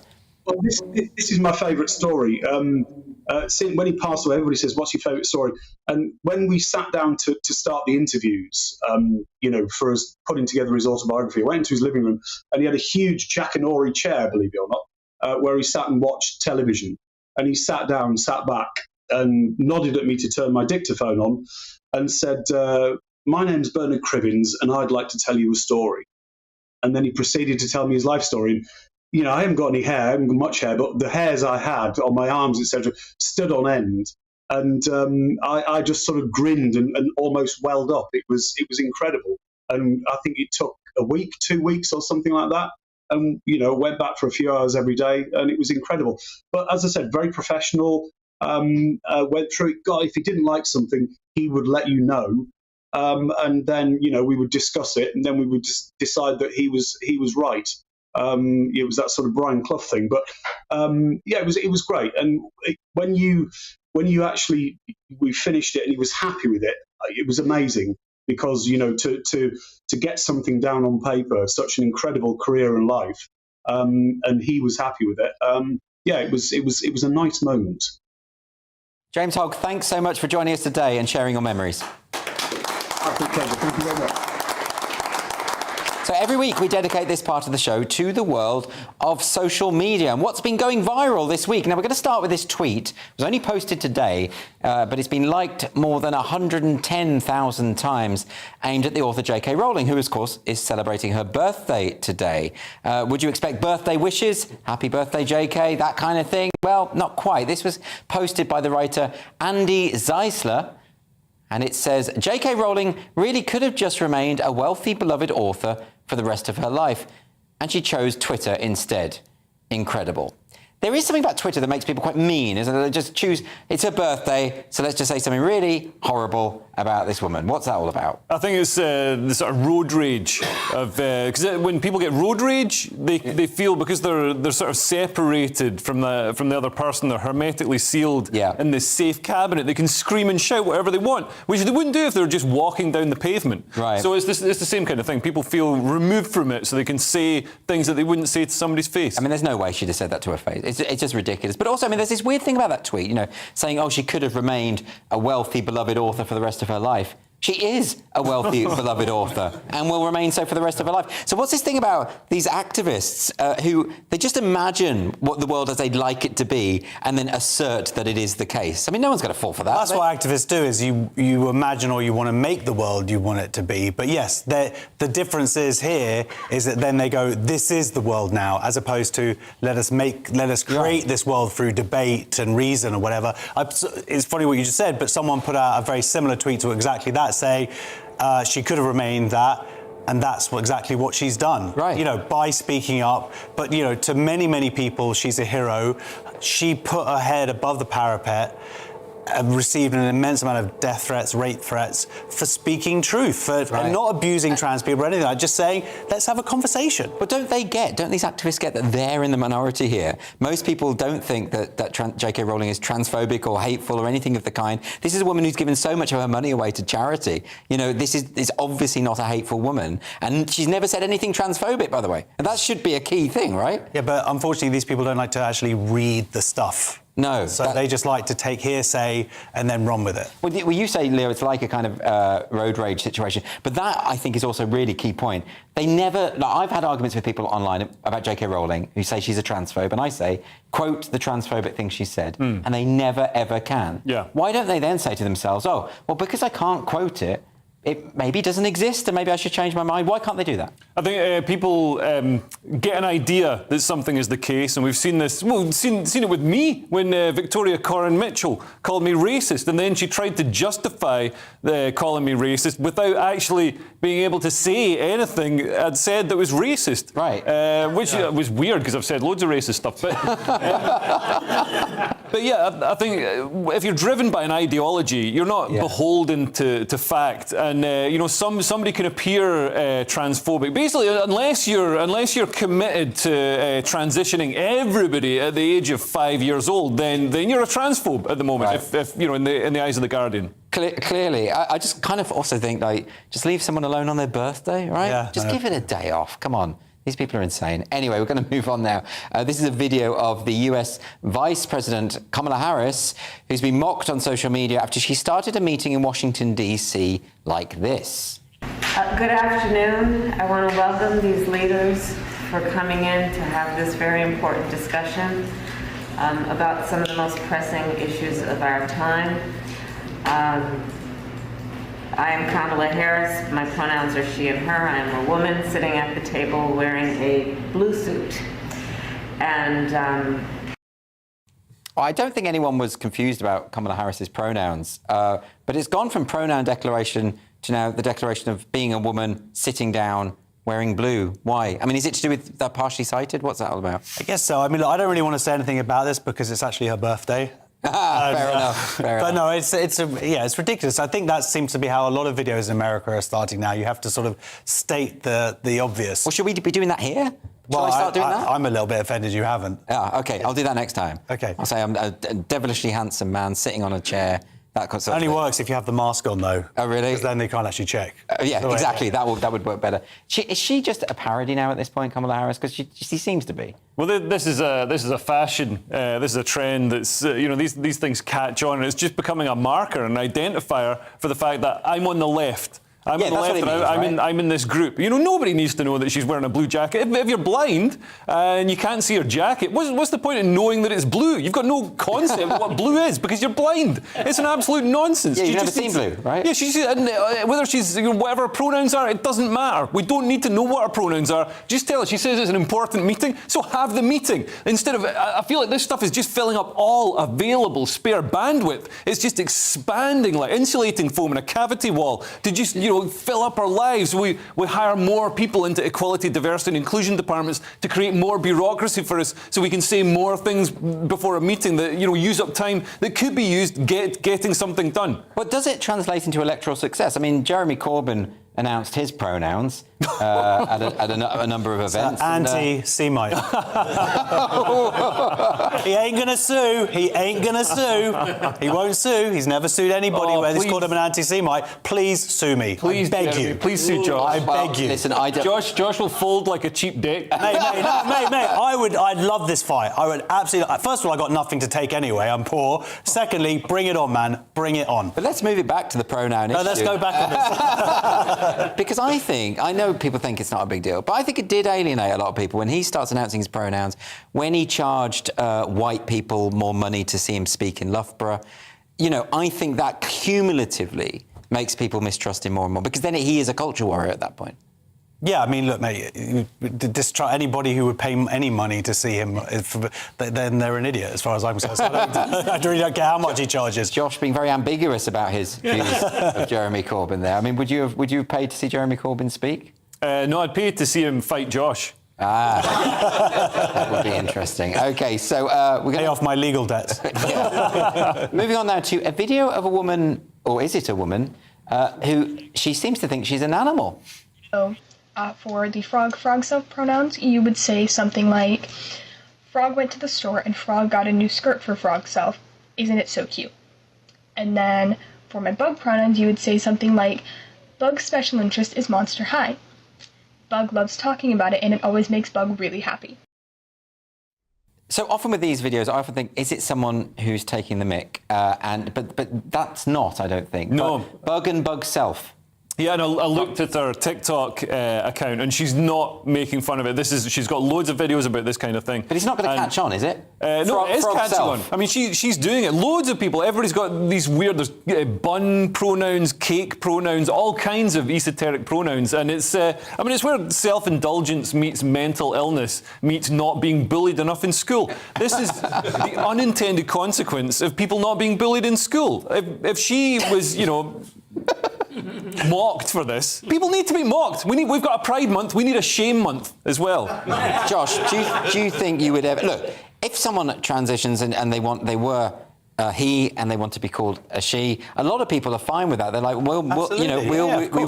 we don't necessarily think that you've changed sex, but we will accept that you need psychologically to present as the opposite sex, and we will go along with that. That's fine. Yeah. But when you get to the new pronouns, the neo pronouns like je, je, j'aime, j'im, meow, meow. They're all in the Chinese Communist Party. Right. Well, the meow, meow one is cat gender, and they use the sound of a cat as pronoun, meow self. No, I would use the pronoun as I very slowly backed away to the door to escape and slam it before running for my life. Because the thing is, this stuff, we have natural evolution of language, and it might be that one day some of these pronouns naturally evolve in the language, but that definitely hasn't happened. I mean, people don't even recognise they and them as singular, however much activists like to pretend that that's now normal. The vast majority of people just don't recognise it. They think you're talking about multiple people if you say they. I wonder how much of these people is them thinking of themselves constantly in the third person. It's like this ego trip of like, instead of saying, one does this, one does that, Bug does this, Bug does that, or whatever. It could be. It's got to be an ego. Because if you're announcing your pronouns to someone, that means you think they're going to be talking about you. Yeah, absolutely. And by the way, that lipstick shade doesn't work on her. It really doesn't. No. She needs something a bit more like light and puce. Yeah, for her skin colour, yeah. Yeah, something like that, yeah. You're welcome. That's what we should be doing, criticising how she's dressing, instead of the nonsense coming out of her mouth. Anyway, finally, this video of a White House press spokesperson who likes to remind people President Biden is not building a border wall. Why is the Biden administration building a border wall in Arizona? So, We're not finishing the wall. We are cleaning up the mess the prior administration left behind in their failed attempt to build a wall. President Biden, when he was a candidate, said that there will not be another foot of wall constructed in my administration. Yeah. So what changed? We are not finishing the wall. By finishing the wall, is this? We are not finishing the wall. By filling in, finishing? We are not finishing the wall. By filling in, is this racist? Because in 2019, when the former guy was proposing a wall, you said that it was his racist wall. So how is this any different? I'm just having a hard time understanding how this is any different. I'm not even sure how you get to your first question to this question that you just asked me. Yeah, so I thought the building of the wall was racist. Is that not a racist thing, building walls? Yeah, I think Trump was criticised for building this wall. It's not racist because the wall doesn't discriminate against who can, like nobody can get over it unless they've got a really big ladder. And really big ladders aren't specific to a certain ethnicity. But also the wall doesn't go the whole way along the border. He's not stopping. Migrants or refugees or whatever. He's stopping lazy migrants. So now you've got to walk for a day, wade across the Rio Grande, and then walk up. Spend another day walking up. And that's the sort of people you want in the workforce. That's the sort of people you want. You know, people who are really committed and dedicated and really want to be in America. So it was more just a test of eligibility. It's why we built the English Channel. So what do you think of that, Josh? I mean, that press officer, she didn't seem to be doing particularly well there. No, it was pretty funny. I just like the filling of the wall, the filling. I mean, to be honest, anything that DIY, I kind of tune out a little bit. I'm not very good at, but he totally had her. And she was like, I don't really understand how you made that totally logical connection there. Yeah, she was struggling, I think, to be fair. God love her. Anyway, we're going to move on now. This is the part of the show where we talk through your unfiltered dilemmas. We've had a few in this week. So there's one, this is our first dilemma. So this is, who's this from? It says, hello, Andrew. I was gutted to see that Lewis isn't on this week as he's my favourite. Do you think I should have a crush on Josh or Leo instead? That's Bill from Teddington. Can I see a picture of Bill? So Bill did not submit an image of himself. We've had a number of these requests about Lewis, and they're always about his sex appeal. Right. Is there something I'm missing? Well, yeah, Lewis has worked out how to set up different Twitter accounts. I mean, I think it's got to be that, right, hasn't it? I mean, sure. I mean, no. I'm not saying Lewis isn't handsome. He's devilishly handsome, but I don't see. He's not. I don't understand why people are so obsessed with him. No, well, he's got that sort of all-American, big, older. Yeah, I don't know, they're mental. I don't know. Sorry, Bill. Go for Leo. He's quite reckless, though, isn't he, Lewis, as well? He's a free agent. You never know what could happen. That could be quite attractive, I think, the fact that you never know what he's going to say. Do you get this a lot, Leo? I mean, you must have a lot of people, fans who are after you, who are stalking you, like sort of drinking your bathwater and rummaging through your bins. Oh, the moment I can sell my bathwater on eBay, I won't be doing GB News anymore. You haven't had any stalkers online, nothing like that? No, not really. I get some people who get like obsessed with me and just want to sort of tweet obsessively and watch everything I do and pick it apart. To hate you, to hate me, and always in the name of doing good. Because nothing's better. Nothing shows you're a good person more than trying to destroy a struggling artist. It's very, very odd, but I suppose that's just Twitter for you, isn't it? Our second dilemma now is from Tom in Greece. We're an international show. He says, I recently moved abroad and all of my friends said they could fly, and all of my friends said they could fly out to visit. They have since all gone silent as to whether or not they'll visit. Should I be offended? I mean, I think you should definitely be offended, because if you're in Greece, why wouldn't people... I think people who even didn't like you very much would probably take the opportunity to go out there and stay in Greece. But what he doesn't understand is we're not actually able to leave the country anymore. Oh, is that all it is? Yeah, all of our passports are all being held up, and even if we did manage to get a flight that's going to be cancelled or our luggage is going to get lost, he's gone. Sorry, mate. Tom, don't be upset. That's what it's really about. Josh has solved your problem there. Well, listen, we are out of time, unfortunately. Thank you very much for joining us for Free Speech Nation and for watching this rather than that football game that was on. Really appreciate that. This was the week when a paediatric gender clinic closed down for being unsafe for children. An army veteran was arrested for posting a meme on Facebook, and Twitter activists had their little tantrum because it's J.K. Rowling's birthday. They never stop. Thank you to my panel, Leo Kearse and Josh Howie, and to my guests, guests, Sarah Phillimore, Charlie Bentley Astor, Graham Linehan, Matt Goodwin and James Hogg. If you want to join us live in the studio and if you want to be part of our wonderful audience, please do come along.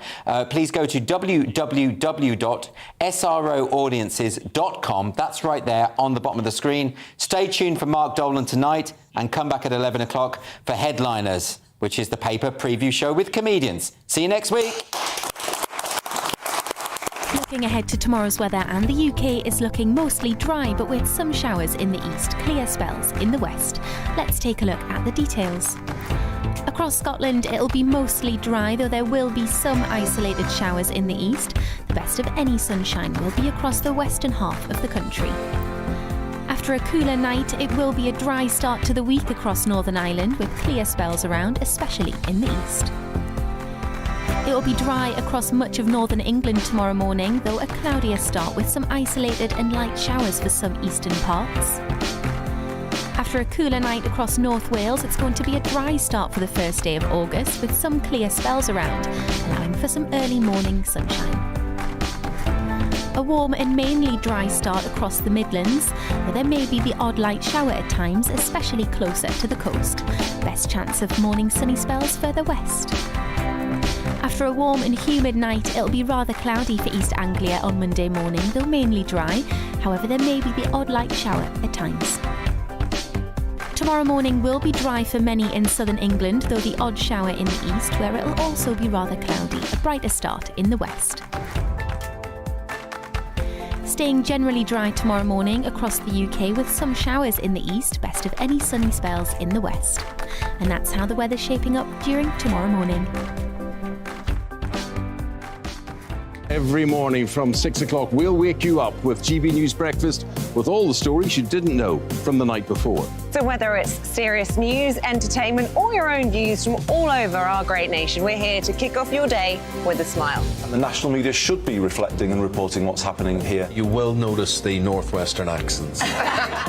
Whether you're with us on TV, radio, or online, every morning, it's breakfast from 6 a.m. Hope you can join us.